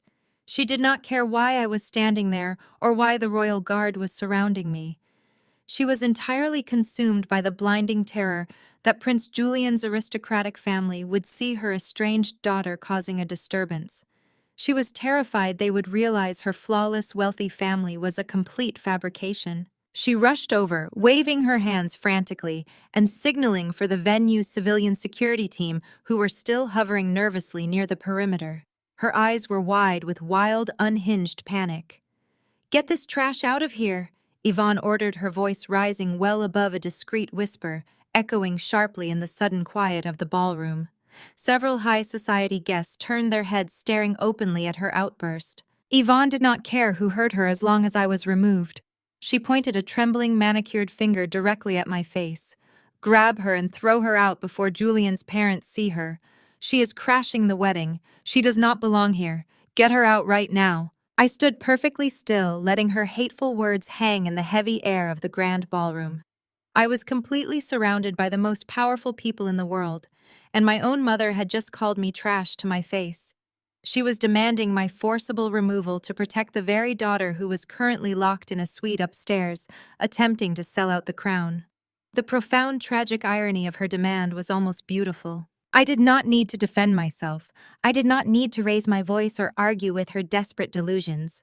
Because right on cue, the heavy mahogany doors at the top of the grand staircase swung open, and the real threat finally entered the room. The figure standing at the threshold of those massive doors was King Frederick himself. But before his imposing presence could fully command the massive ballroom, a different kind of chaos erupted right in front of me. Gabrielle had finally realized her perfect day was actively falling apart. The crowd of wealthy aristocrats and terrified dignitaries parted for a second time, and there she was. My sister was a walking financial crime draped in white silk and stolen prestige. She was dripping in flawless diamonds and wearing a custom couture gown that I knew for a fact cost over $100,000. Every single stitch of that exquisite fabric had been paid for by the desperate illegal loans my parents had secretly taken out to maintain their fake empire. Gabrielle completely abandoned her groom at the altar. She left Prince Julian standing near the floral archway, looking utterly confused and deeply alarmed by the sudden aggressive lockdown of his family security detail. He was a white, aristocratic man, raised in a world of quiet diplomacy, and he clearly had absolutely no idea how to process the sudden military precision unfolding at his own wedding. Gabrielle, on the other hand, operated entirely on ego and blind narcissism. She marched straight down the center aisle, her long, heavy train dragging across the polished marble floor. She did not look at the elite royal guards flanking me. She did not comprehend the tactical military formation they had established around my body. She only saw me. Her elegant, flawless bridal mask completely slipped away, revealing the venomous, cruel reality of her true personality. She stopped just a few feet away from me, her chest heaving with unadulterated rage. "Are you out of your mind, Zora?" she hissed, her voice vibrating with a toxic mixture of hatred and supreme entitlement. "You just could not stand to see me wear a crown, could you? You have been insanely jealous of me your entire pathetic life, And now you are trying to ruin the most important day of my existence. I looked at my sister, feeling absolutely nothing but clinical detachment. She was standing there in a dress funded by fraud, preparing to marry a man she was actively attempting to betray. She actually believed I was crashing her wedding out of some petty sibling rivalry. Her sheer delusion was almost fascinating to witness. She genuinely thought she was the smartest person in the room. I am not here for your dress, Gabby, I said, keeping my voice perfectly level and devastatingly calm. I am here for the $15 million you just tried to route to the Cayman Islands. Gabrielle blinked, and for a fraction of a second, the arrogant fury in her eyes was replaced by stark naked terror. The color drained out of her perfectly contoured face. She knew exactly what I was talking about. She knew she had been caught, but her survival instinct kicked in, overriding her panic with aggressive deflection. She refused to surrender her fantasy. "Guards!" she screamed, pointing a manicured finger directly at my face, her voice echoing shrilly across the silent ballroom. "Remove this woman right now, throw her out on the street." The command was the breaking point. Yvonne, having already demanded my removal moments earlier, saw Gabrielle's screaming order as the ultimate justification. The two civilian venue bouncers, who had been hesitating nervously on the perimeter, finally decided to act. They were large, muscular men hired by my parents to keep the local press away, and they clearly did not understand the severe difference in authority between a hired bouncer and a sovereign military detail. The two men lunged forward aggressively, reaching out with their thick hands to grab my shoulders and physically drag me out of the venue. They never even laid a single finger on the fabric of my tailored black suit. The reversal was incredibly violent and surgically precise. Captain Sterling and the Royal Guard stepped in seamlessly, moving with terrifying lethal speed. Captain Sterling intercepted the first bouncer, grabbing the man's outstretched wrist and twisting it sharply backward with a sickening popping sound. He drove his knee into the back of the bouncer's leg, forcing the massive man to collapse onto the marble floor, screaming in sudden agony. The second Royal Guard mirrored the exact same tactical maneuver on the other bouncer, pinning him face down against the ground with a heavy combat boot pressed firmly between his shoulder blades. The physical altercation lasted less than 3 seconds. The elite guards did not shout or draw their weapons. They simply neutralized the threat with absolute dominating physical force. Captain Sterling stepped back into his protective stance beside me, adjusting his jacket cuffs, as if he had simply swatted away a pair of annoying insects.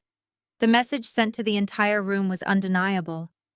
I was a highly protected asset, and anyone who attempted to touch me would be dismantled instantly. Gabrielle shrieked and stumbled backward, tripping over the heavy hem of her expensive gown. My father, Desmond, froze, completely paralyzed by the brutal display of force. His jaw went slack and his eyes widened in sheer disbelief. He could not comprehend why the king's personal army had just violently assaulted two men to protect the daughter he had thrown away.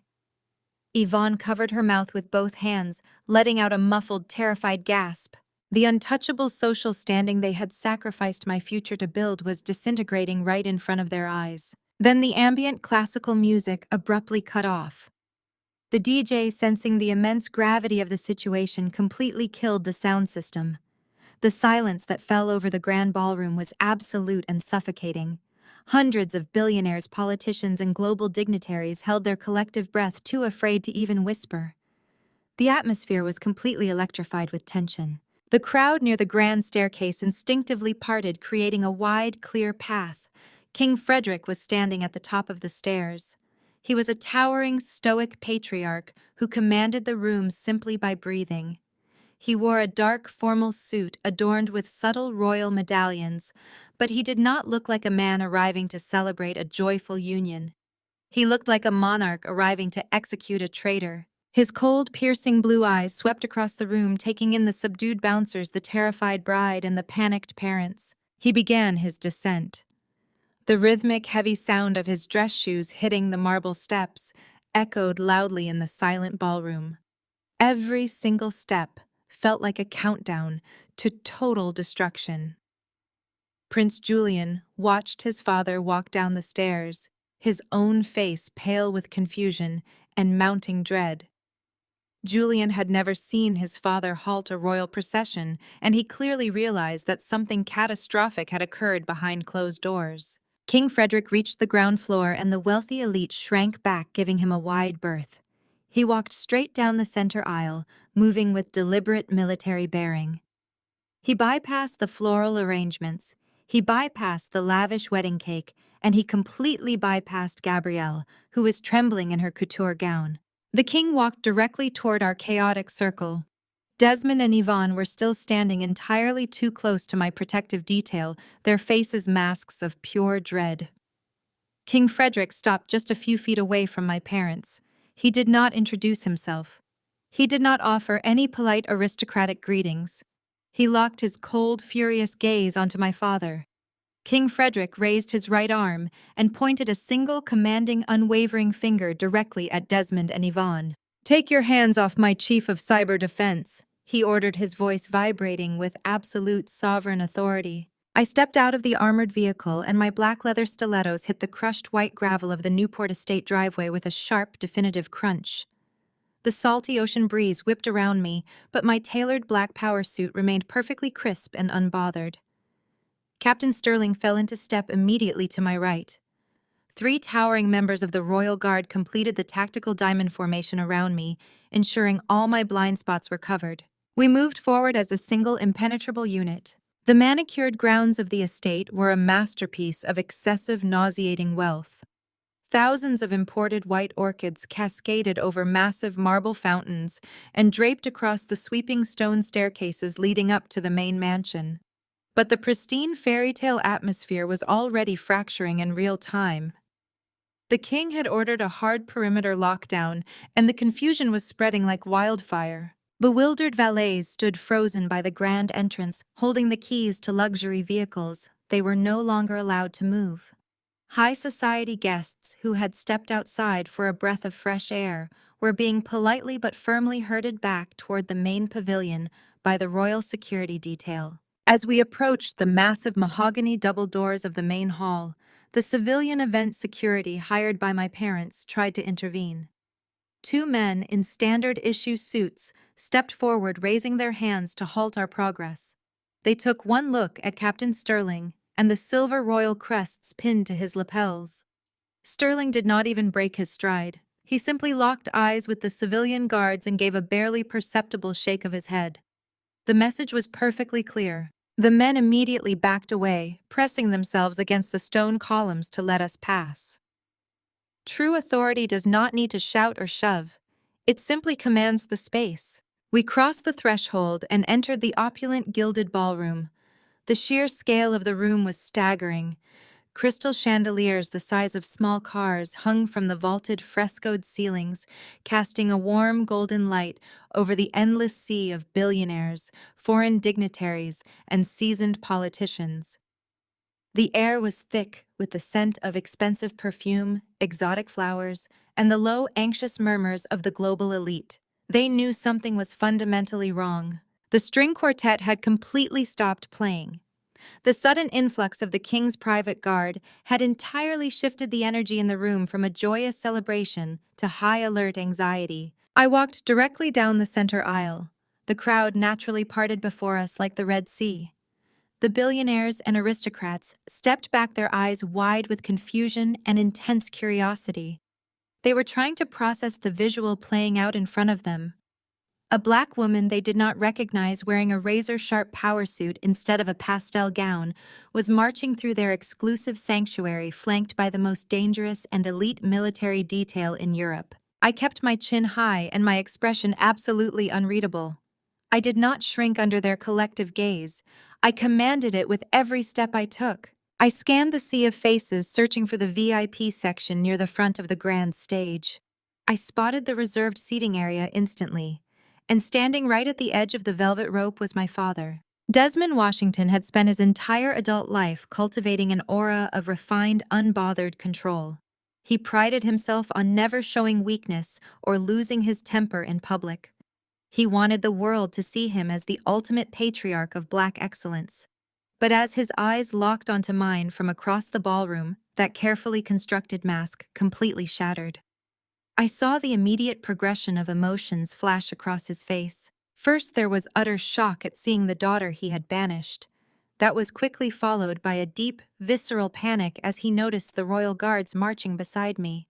But ultimately, his primary instinct took over, pure dominating rage. He did not see the chief of cyber defense for the crown. He did not see the CEO of a multinational technology firm. He only saw the scapegoat.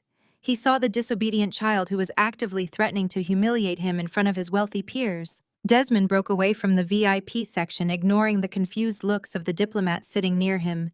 He marched down the center aisle, closing the distance between us with aggressive, heavy strides. He was determined to intercept me before I could reach the front of the room and expose whatever dark secret he assumed I was carrying. Captain Sterling shifted slightly, preparing to intercept the threat. I raised my left hand just an inch, signaling the captain to hold his position. I needed my father to dig his own grave. I needed him to show exactly who he was in front of the very people he had bankrupted himself to impress. My father reached me, and without a single ounce of hesitation, he lunged forward and grabbed my right arm. His grip was punishingly tight, his fingers digging aggressively into the premium fabric of my suit jacket. It was the exact same physical intimidation tactic he had used when I was 24 years old, forcing me to sign the confession for Gabrielle's academic fraud. It was meant to make me feel small, powerless, and entirely under his absolute control. "What is wrong with you?" he hissed, his voice a harsh, venomous whisper, designed not to carry to the surrounding guests. His face was flushed dark with anger, a prominent vein throbbing visibly at his temple. "We told you to stay away. You were explicitly forbidden from coming here today." I did not flinch. I did not try to pull my arm away. I simply looked down at his hand gripping my jacket, and then I looked directly into his eyes.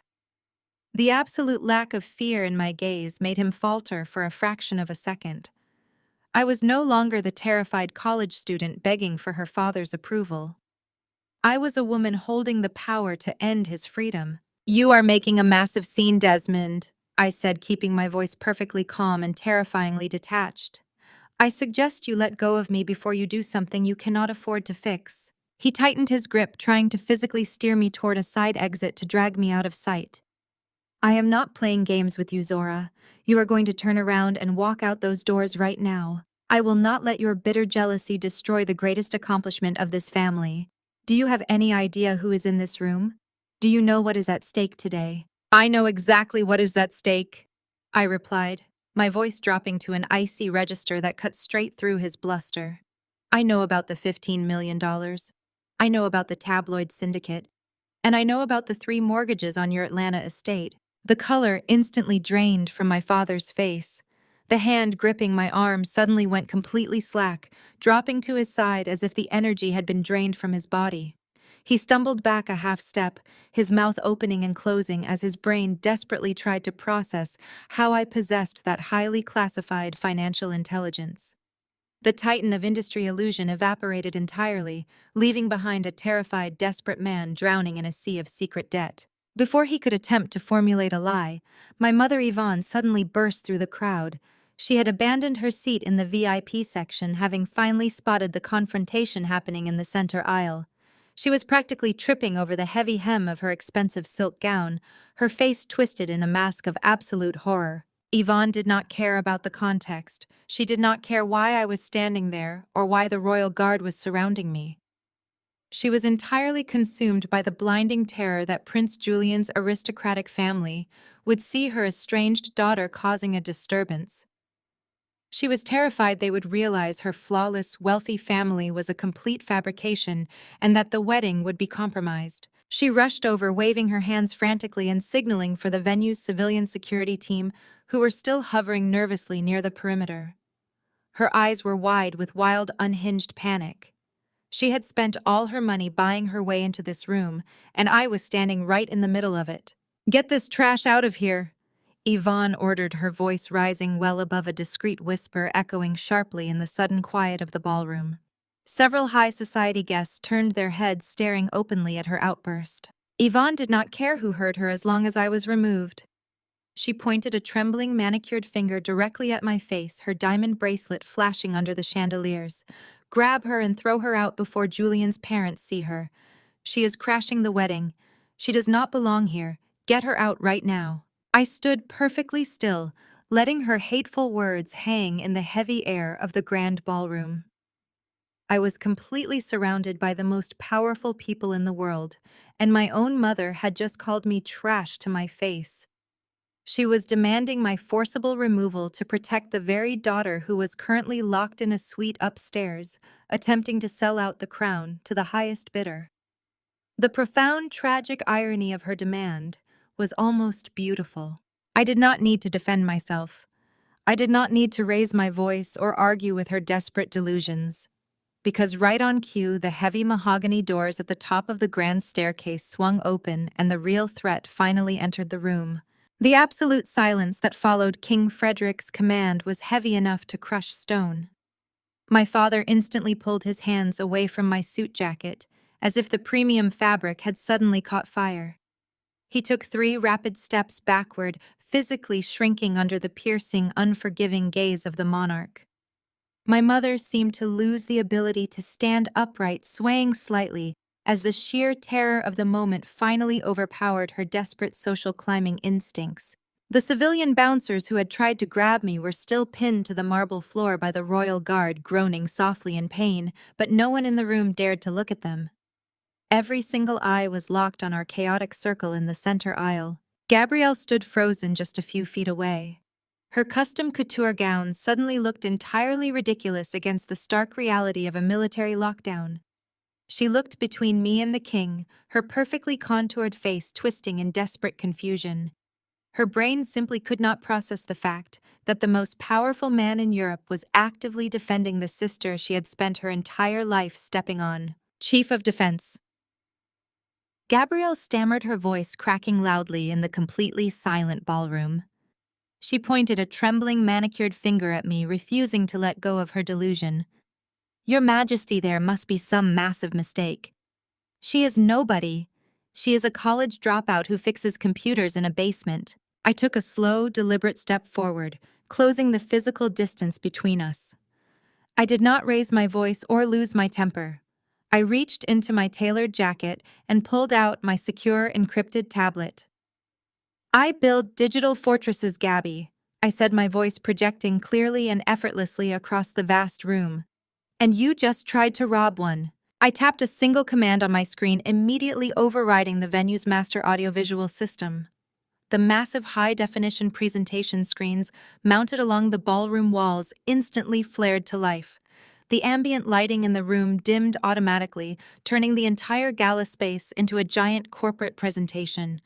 The wealthy aristocrats and foreign dignitaries gasped as the screens illuminated, displaying complex lines of code and official Sentinel Vanguard security watermarks. With a single fluid swipe of my finger, I projected the offshore routing numbers and the exact digital logs of the $15 million wire transfer directly onto the screens. I made sure the font was large enough for the billionaires in the back row to read clearly. Exactly 20 minutes ago, I announced addressing the entire room while keeping my eyes locked on Gabrielle. The bride used Prince Julian's stolen high-level security credentials to access the Royal Treasury private network. She initiated a quiet, untraceable wire transfer of $15 million, directing the funds to an offshore shell account in the Cayman Islands. A collective shockwave of horrified murmurs rippled through the audience. Billionaires and politicians began whispering furiously to one another, pointing at the undeniable digital proof glowing brightly on the walls. That is a complete lie, Gabrielle shrieked, her voice pitching into a hysterical register. She turned wildly toward the king and then toward the crowd. She hacked the system. She is framing me because she is a bitter, jealous failure. Look at her. She is trying to ruin my wedding. I did not even blink. I simply swiped my screen again, pulling up the secondary data packet I had intercepted. You did not just try to steal $15 million, Gabby. I continued, my voice slicing right through her frantic denials. You were also preparing to sell out the physical safety of your future husband and his entire family. I projected the contents of the intercepted folder onto the screens. The official royal crest was clearly visible on the documents. I displayed the highly classified medical records detailing the king's private health assessments alongside the complete unredacted security itineraries for the royal family covering their global movements for the next 6 months. I highlighted the destination internet protocol address for everyone to see. She was actively transferring these classified documents to a known encrypted server associated with a notorious European tabloid syndicate, I explained. She was selling the royal security routes to the highest bidder, completely disregarding the fact that exposing these safe houses and flight paths would put the king, the prince, and their entire protection detail in immediate danger of terrorist attacks or kidnapping. She committed active treason against the crown to secure a massive off-the-books payday. The ballroom erupted into outraged gasps. The aristocratic guests who valued loyalty and discretion above all else looked at Gabrielle with pure, unadulterated disgust. My father Desmond covered his face with his hands, realizing the magnitude of the crimes being displayed. He had mortgaged his entire life to buy her way into this room, and she had just destroyed their legacy on a global stage. Yvonne tried to rush forward again, tears streaming down her face. "Zora, please," she begged, her voice trembling with panic. "Stop doing this. We are your family. You are destroying our reputation." "You destroyed your own reputation, Yvonne," I replied, shifting my gaze to my mother. "You and Desmond are completely bankrupt. You remortgaged the family estate 3 times and maxed out illegal credit lines to fund Gabrielle's fake aristocratic lifestyle. She was stealing from the king today to pay off the massive secret debts you incurred trying to impress these people." I tapped my tablet one more time. The screens shifted from the financial logs to a scanned copy of a university document. It was Gabrielle's official academic transcript from 8 years ago, alongside a lengthy disciplinary report. And as for her precious Ivy League degree, I said, my voice ringing with absolute finality, "It is entirely fabricated." Gabrielle stumbled backward, shaking her head frantically. "Stop it!" she sobbed, gripping the heavy fabric of her wedding gown. "Stop telling them these lies." "I am telling them the truth," I countered. 8 years ago, Gabrielle orchestrated a massive academic fraud scheme involving stolen exams and bribed professors. When the university launched a federal investigation, my parents forced me to take the fall. Desmond told me that black excellence required sacrifice, and that I needed to protect his perfect golden child. I confessed to her crimes. I accepted the expulsion and the permanent destruction of my academic record so she would not go to federal prison. Our parents covered it all up to protect their image in Atlanta high society. The silence in the room was deafening. The sheer weight of the betrayal hung heavily in the air. For 8 years I had carried the shame of being the family disappointment. I had worked myself to the bone building my cybersecurity empire from absolutely nothing while they paraded Gabrielle around as the pinnacle of success. I had watched them shower her with praise and luxury while they left me to survive on scraps and criticism. Now the entire world could see the ugly, rotting truth beneath their flawless veneer. The crowd parted near the floral archway and Prince Julian slowly stepped forward. He looked completely devastated. His face was ghostly pale, and his hands were shaking at his sides. He had spent the last 2 years believing he was marrying a brilliant, independent woman from a distinguished, wealthy family. He had defended her to his father and fought to bring her into his royal lineage. Watching her entire identity unravel in front of his eyes had completely broken him. Julian stopped just a few feet away from Gabrielle. He did not look at her with anger. He looked at her with profound, heartbreaking disappointment. "You told me your family was independently wealthy," Julian said, his voice cracking slightly in the quiet ballroom. "You told me your parents were titans of industry who built an empire through honest hard work." He slowly turned his head to look directly at me. His eyes were wide, filled with a tragic realization of how deeply he had been manipulated. "You told me your sister was a dangerous, unstable thief," Julian continued, his voice dropping to a devastated whisper. "You told me Zora was an addict who stole money from your parents and had to be cut out of the family for your own safety." The absolute devastation on Prince Julian's face was difficult to witness. He stood before me looking like a man who had just watched his entire reality crumble into dust. His crisp white military dress uniform adorned with medals of honor stood in stark contrast to the ugly, treacherous lies he had been fed. He was a man raised in a world governed by strict protocol, honor, and duty, and he had genuinely believed he was marrying a woman who shared those exact values. My parents had sold him a meticulously crafted illusion of black excellence, painting our family as a dynasty of self-made titans of industry from Atlanta. They had fed him a story of immense wealth and profound respectability, completely omitting the rot hiding beneath the surface. I looked at the prince, feeling a deep, cool wave of genuine sympathy. I did not see an arrogant aristocrat. I just saw another victim of my family's relentless consuming greed. "She stole my tuition money, Julian," I said, my voice steady and resonant in the cavernous quiet of the grand ballroom. Every single word I spoke carried the heavy, undeniable weight of truth. She emptied my academic accounts to cover the debts she racked up living a lifestyle she absolutely could not afford. My parents did not cut me out because I was a thief or an addict. They erased me from existence to cover up her crimes. They forced me to take the fall and absorb the permanent destruction of my academic record so they could protect their precious image in Atlanta high society. They needed a scapegoat so their perfect golden child could keep her flawless reputation intact. Julian physically recoiled as if my words had actually struck him.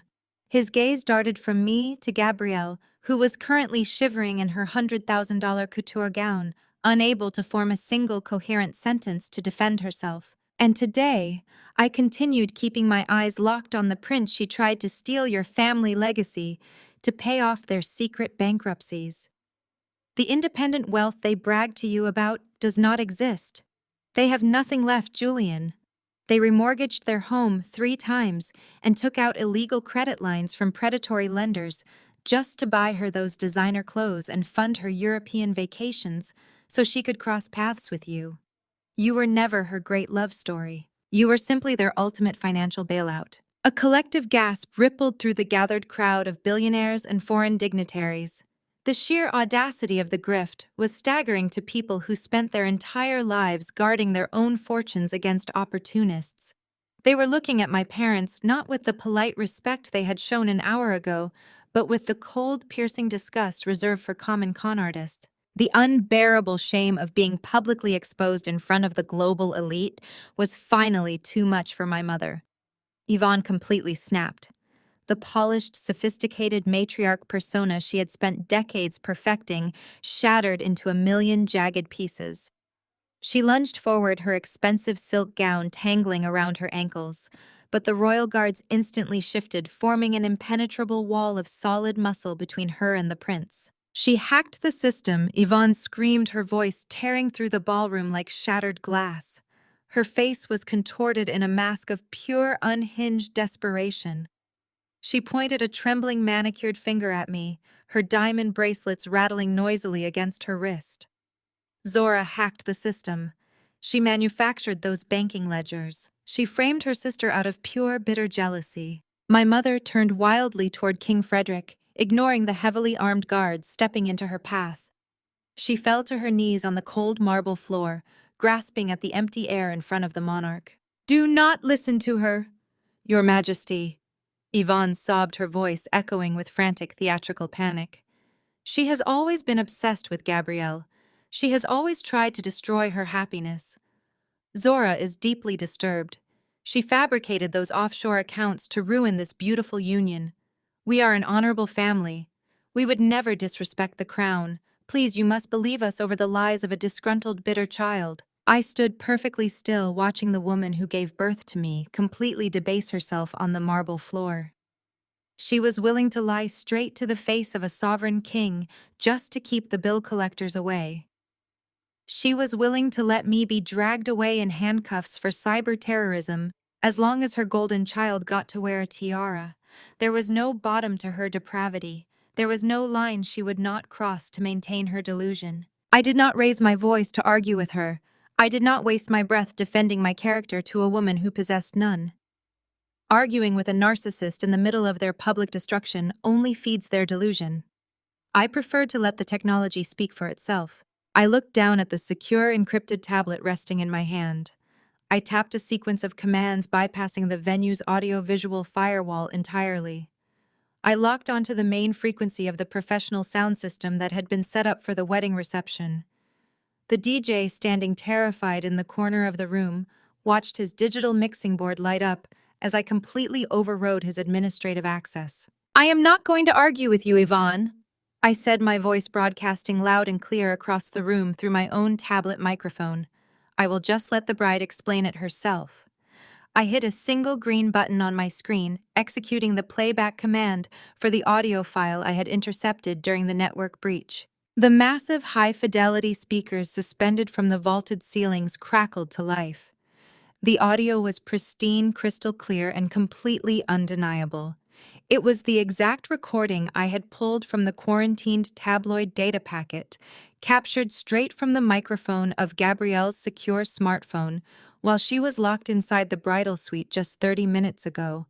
The entire ballroom held its breath as Gabrielle's frantic, greedy voice echoed through the opulent space. "I do not care about the security risk," her recorded voice snapped, filling every corner of the room. The audio was unmistakably hers, capturing her signature arrogant drawl perfectly.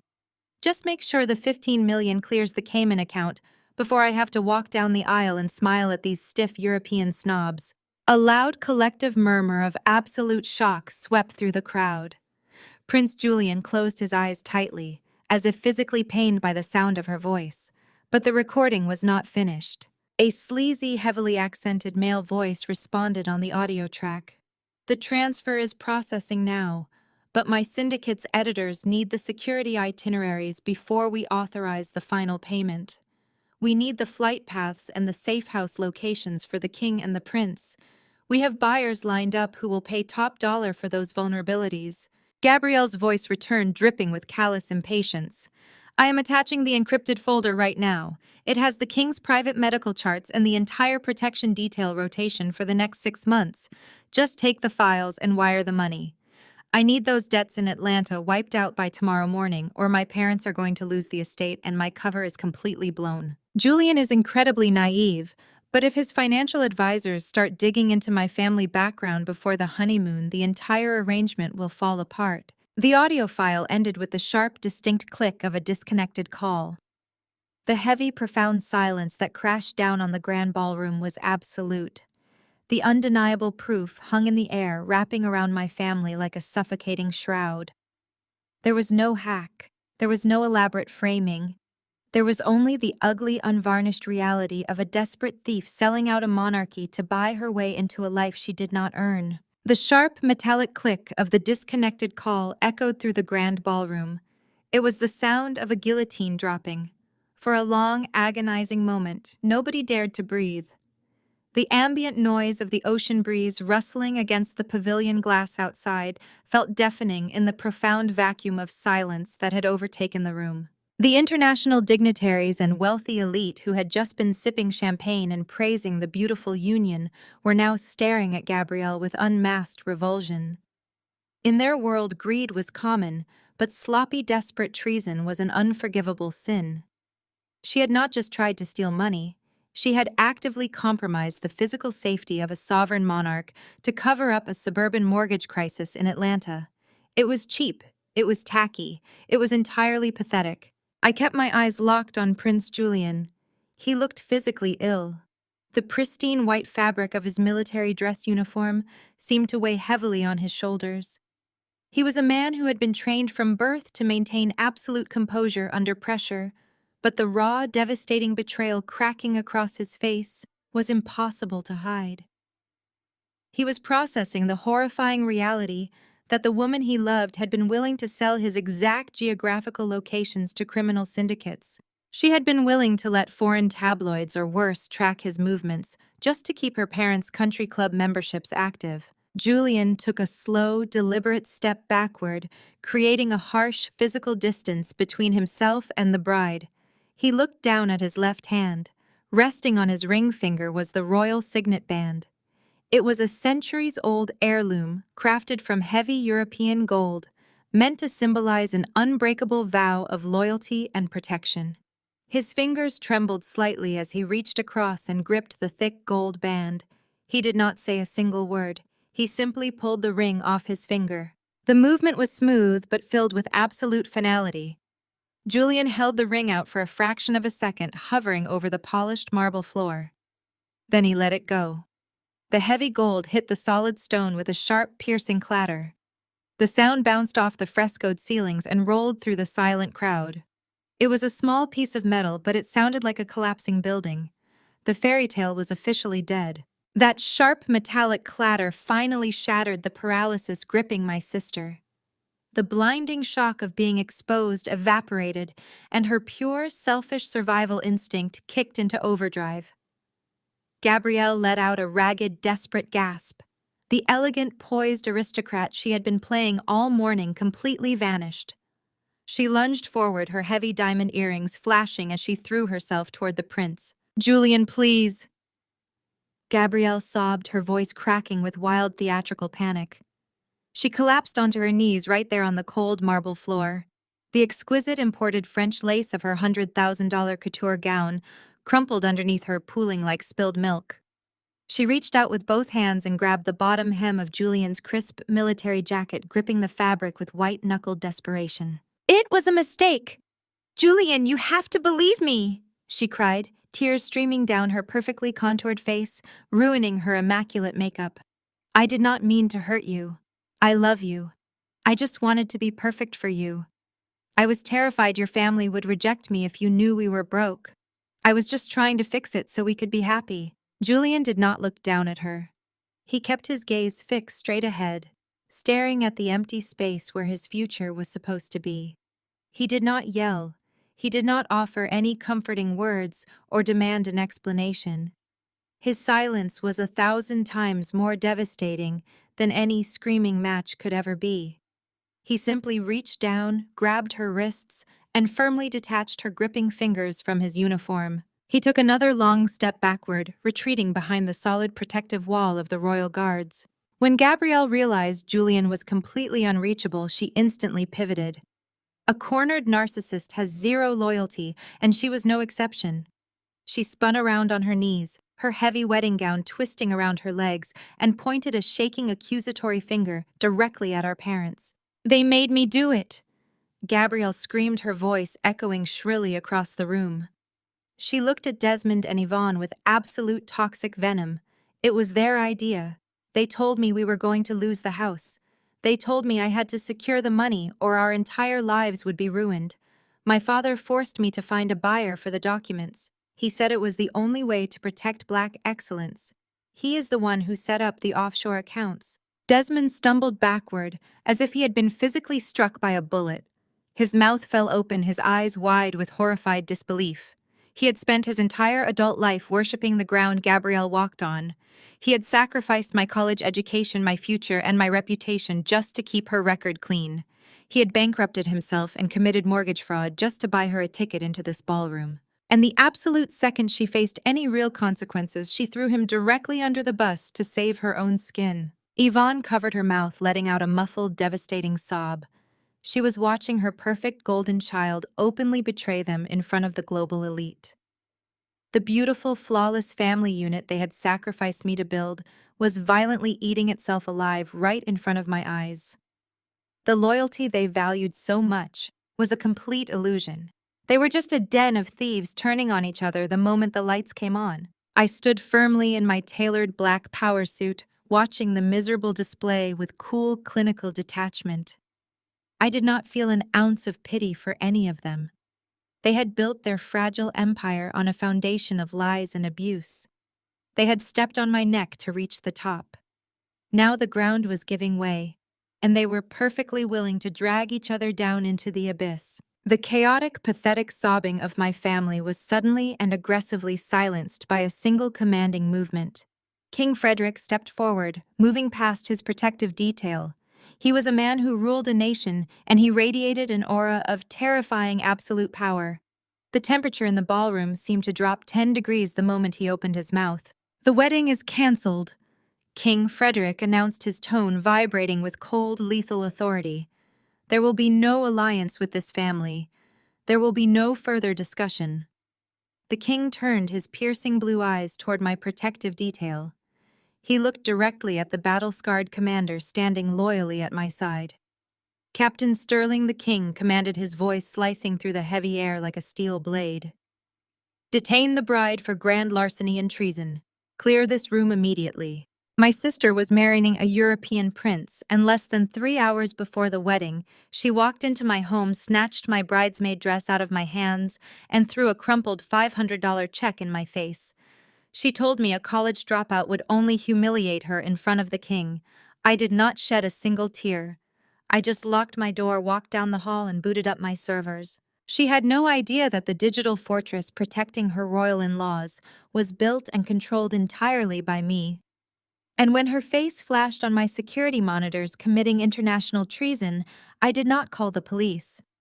I let the royal guard come straight to my front door. I am Zora, 32 years old, and somehow still paying for the sins of my perfect younger sister. Before I continue this story, let me know where you are watching from in the comments below. Hit like and subscribe if you have ever had to stand up to a family who completely underestimated your worth. Growing up in Atlanta meant everything was about image. My parents, Desmond and Yvonne, built their entire social standing on the illusion of flawless Black excellence. But inside our home, that excellence was a heavy, suffocating burden that only I was forced to carry. Exactly 3 hours before the royal wedding of the decade, I was standing in the center of my living room. I was holding a custom-fitted emerald silk bridesmaid gown. The heavy fabric felt like a tangible promise that my family might finally accept me. I was wrong. The heavy oak door of my townhouse swung open without a knock. My younger sister Gabrielle and our mother Yvonne stood in the entryway. Gabrielle looked breathtaking with her dark hair styled into an elegant updo, wearing a silk robe embroidered with the word bride in gold thread. But her expression was twisted into a sneer of pure venom. Before I could even speak, Gabrielle marched across my hardwood floor, her designer heels clicking sharply. She did not say a word as she snatched the emerald gown right out of my hands, bundling the expensive silk into a careless heap over her arm. Then she reached into her pristine white purse, pulled out a piece of paper, and dropped it onto my glass coffee table. It was a personal check made out to me for $500. "You are not coming," she said, her voice cold and flat, leaving absolutely no room for discussion. I stared down at the check, trying to process her sheer audacity. "What are you talking about, Gabby?" I asked. "The cars are supposed to be here in less than an hour to take us to the Newport estate for the photographs." She let out a harsh, humorless laugh that echoed in the quiet room.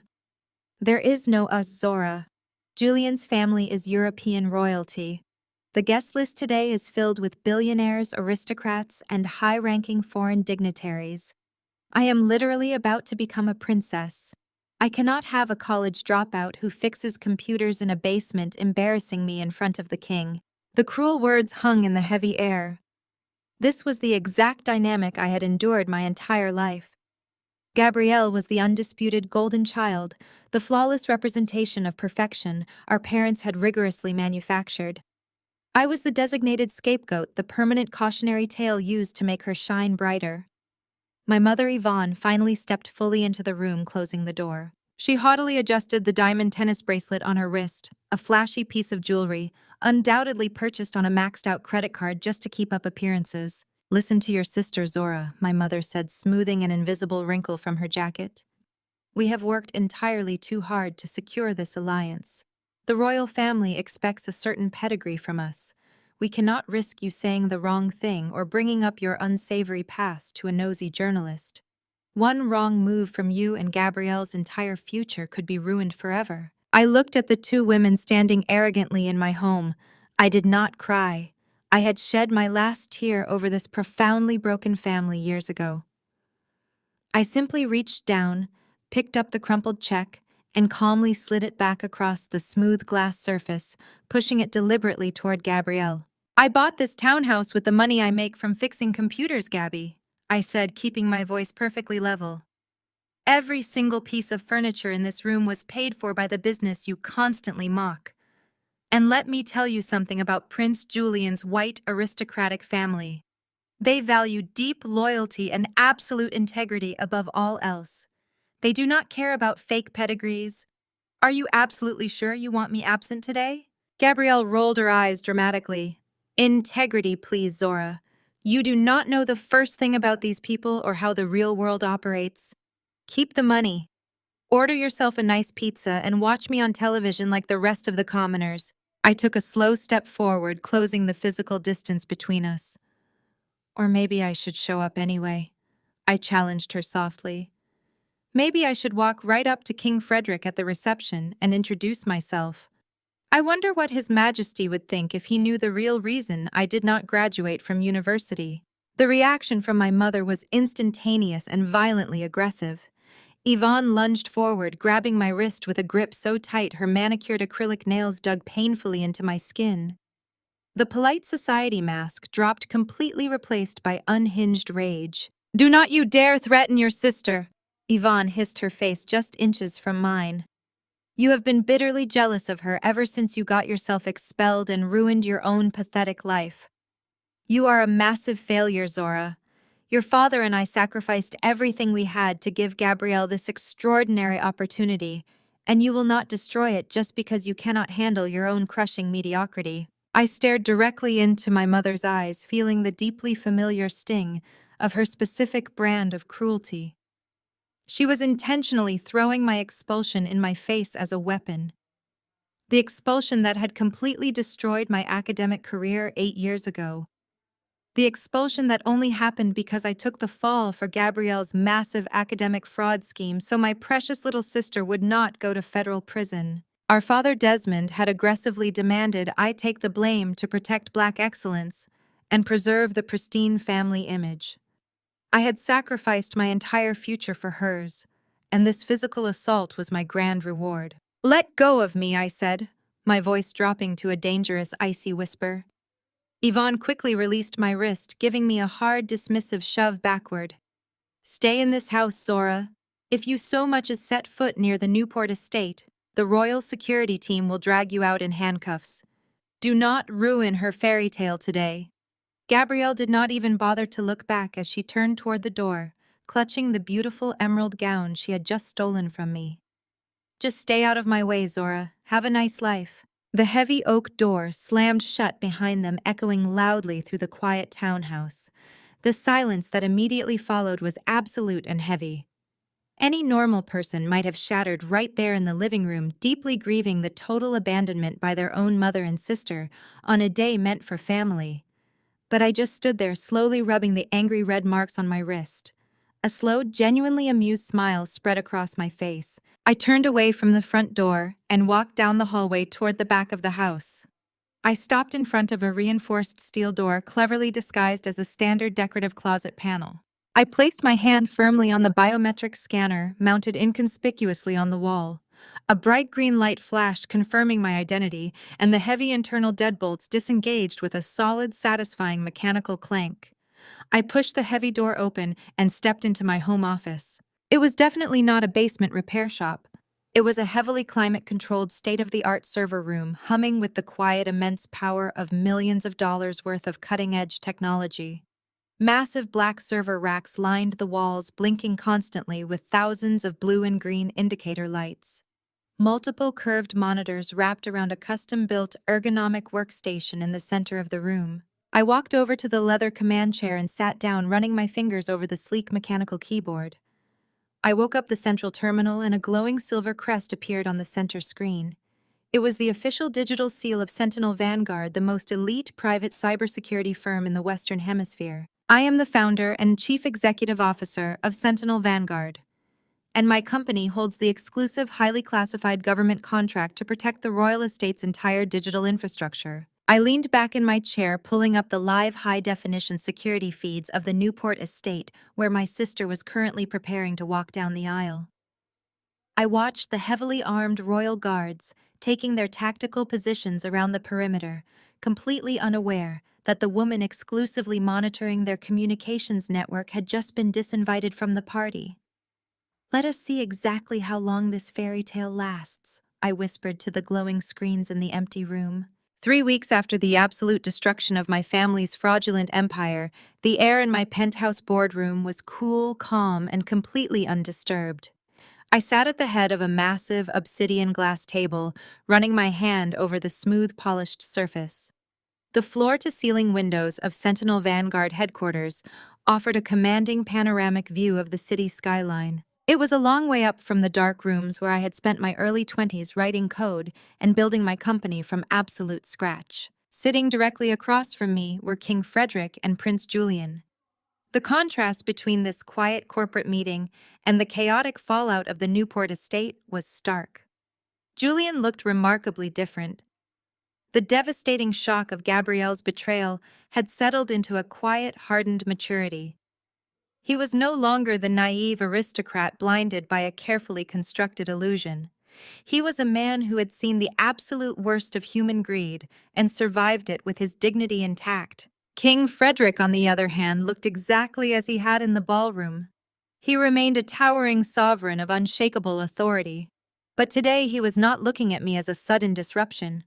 He was looking at me as a highly respected equal. Resting on the glass table between us was a thick stack of legal documents bound in heavy leather. It was not a standard vendor agreement. It was an exclusive lifetime 10-figure contract. King Frederick had completely dismantled his previous security infrastructure after seeing how easily it had been compromised by a desperate social climber. He was officially handing over the digital protection of every single royal asset, global safehouse, and financial treasury to Sentinel Vanguard. I picked up my platinum fountain pen and signed my name on the final dotted line.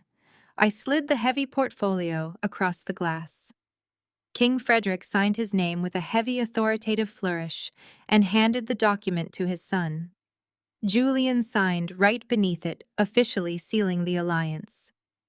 "I want to thank you, Zora," Julian said, his voice steady and sincere. "You saved my family from a disaster I was too blind to see coming. I am deeply sorry for how your family treated you to get to me." "You have nothing to apologize for, Julian," I replied, keeping my tone professional but warm. We were both targets of a very elaborate grift. The only difference is that I knew how to read the code behind their lies. As we finalized the largest cybersecurity contract in European history, my eyes drifted to the secondary monitor mounted on the boardroom wall. The screen was muted, but the rolling news ticker at the bottom broadcasted the ongoing fallout of my family's spectacular collapse. The global media had been feeding on the massive scandal for 21 straight days, and they showed no signs of stopping. A harsh, unflattering photograph of Gabrielle flashed across the screen. There was no custom couture gown or sparkling diamond tiara. She was wearing a standard-issue federal prison jumpsuit. The glowing chyrons detailed the severe federal wire fraud and international treason charges she was currently facing. Because she had attempted to compromise the physical security of foreign heads of state, the prosecuting attorneys had classified her as an extreme flight risk and a severe national security threat. The federal judge had aggressively denied bail. The golden child who had looked me in the eye and told me I was an embarrassment to her royal future was now sitting in a concrete cell facing decades behind bars. There would be no high society bailouts for her this time. She was completely and utterly alone. The broadcast shifted to aerial helicopter footage of my childhood home in Atlanta. The sprawling estate Desmond and Yvonne had used as a grand prop to project their fake aristocratic wealth was currently crawling with federal agents and bank auditors. The home had been formally foreclosed and seized by the government to pay back the illegal loans and predatory credit lines my parents had recklessly maxed out. My parents were completely ruined. The elite social circles they had sacrificed my entire life to impress had instantly and ruthlessly exiled them. The wealthy friends they had courted, the country clubs they had joined, and the charity boards they had chaired all slammed their doors shut. Desmond and Yvonne were social pariahs, stripped of their fake wealth and left with absolutely nothing but the crushing weight of their own toxic vanity. They had spent their entire lives treating me like garbage to protect a daughter who ultimately burned their meticulously crafted world to the ground. The sheer irony of their destruction was poetic. King Frederick stood up from the table, extending a large, calloused hand. He did not offer any empty aristocratic pleasantries. "We trust you to keep the gates locked. Director Washington," he said, his voice a low, commanding rumble that filled the room.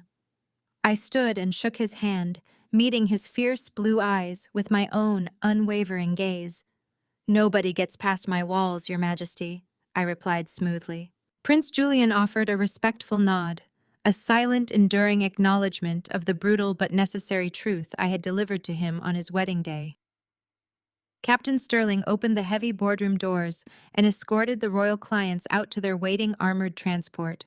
The doors clicked shut, leaving me completely alone in the sprawling penthouse. I walked over to the built-in espresso bar in the corner of the room and poured myself a fresh shot of dark roast coffee. The bitter, rich aroma filled the quiet space, grounding me in the present moment.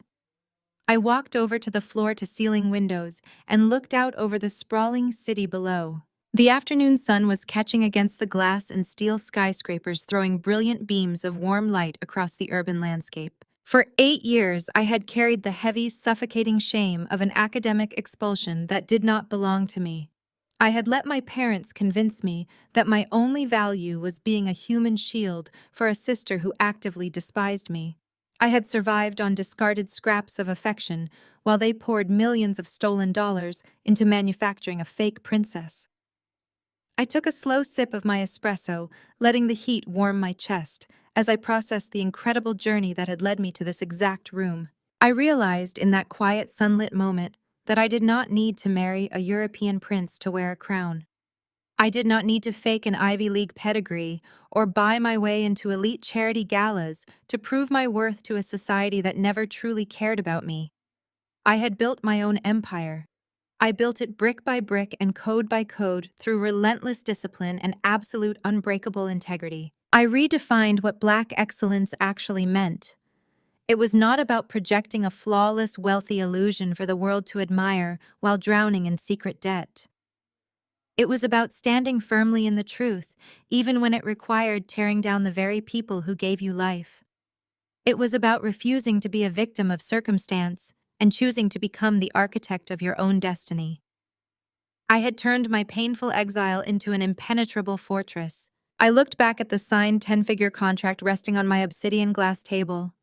It was the ultimate, undeniable proof of my absolute victory. I had taken the worst betrayal imaginable and transformed it into global power. The people who threw me away were now locked in prison cells and foreclosed homes, while I commanded an elite organization that protected kings. They thought I was an embarrassment. Now I'm the one holding the keys to the kingdom. The greatest lesson from this story is that true excellence cannot be faked or built on the backs of others. When a family chooses toxic illusions and superficial status over genuine love, they inevitably engineer their own downfall. Being labeled the scapegoat is often just a disguise for being the strongest person in the room. Instead of shrinking to fit into a profoundly broken system, redirect that energy into building your own empire. You never need to beg for a seat at a table that doesn't respect you, especially when you possess the intellect and integrity to construct your own kingdom from scratch. If you've ever had to walk away from toxic family expectations to build your own crown, hit that like button, subscribe, and share your triumph in the comments below.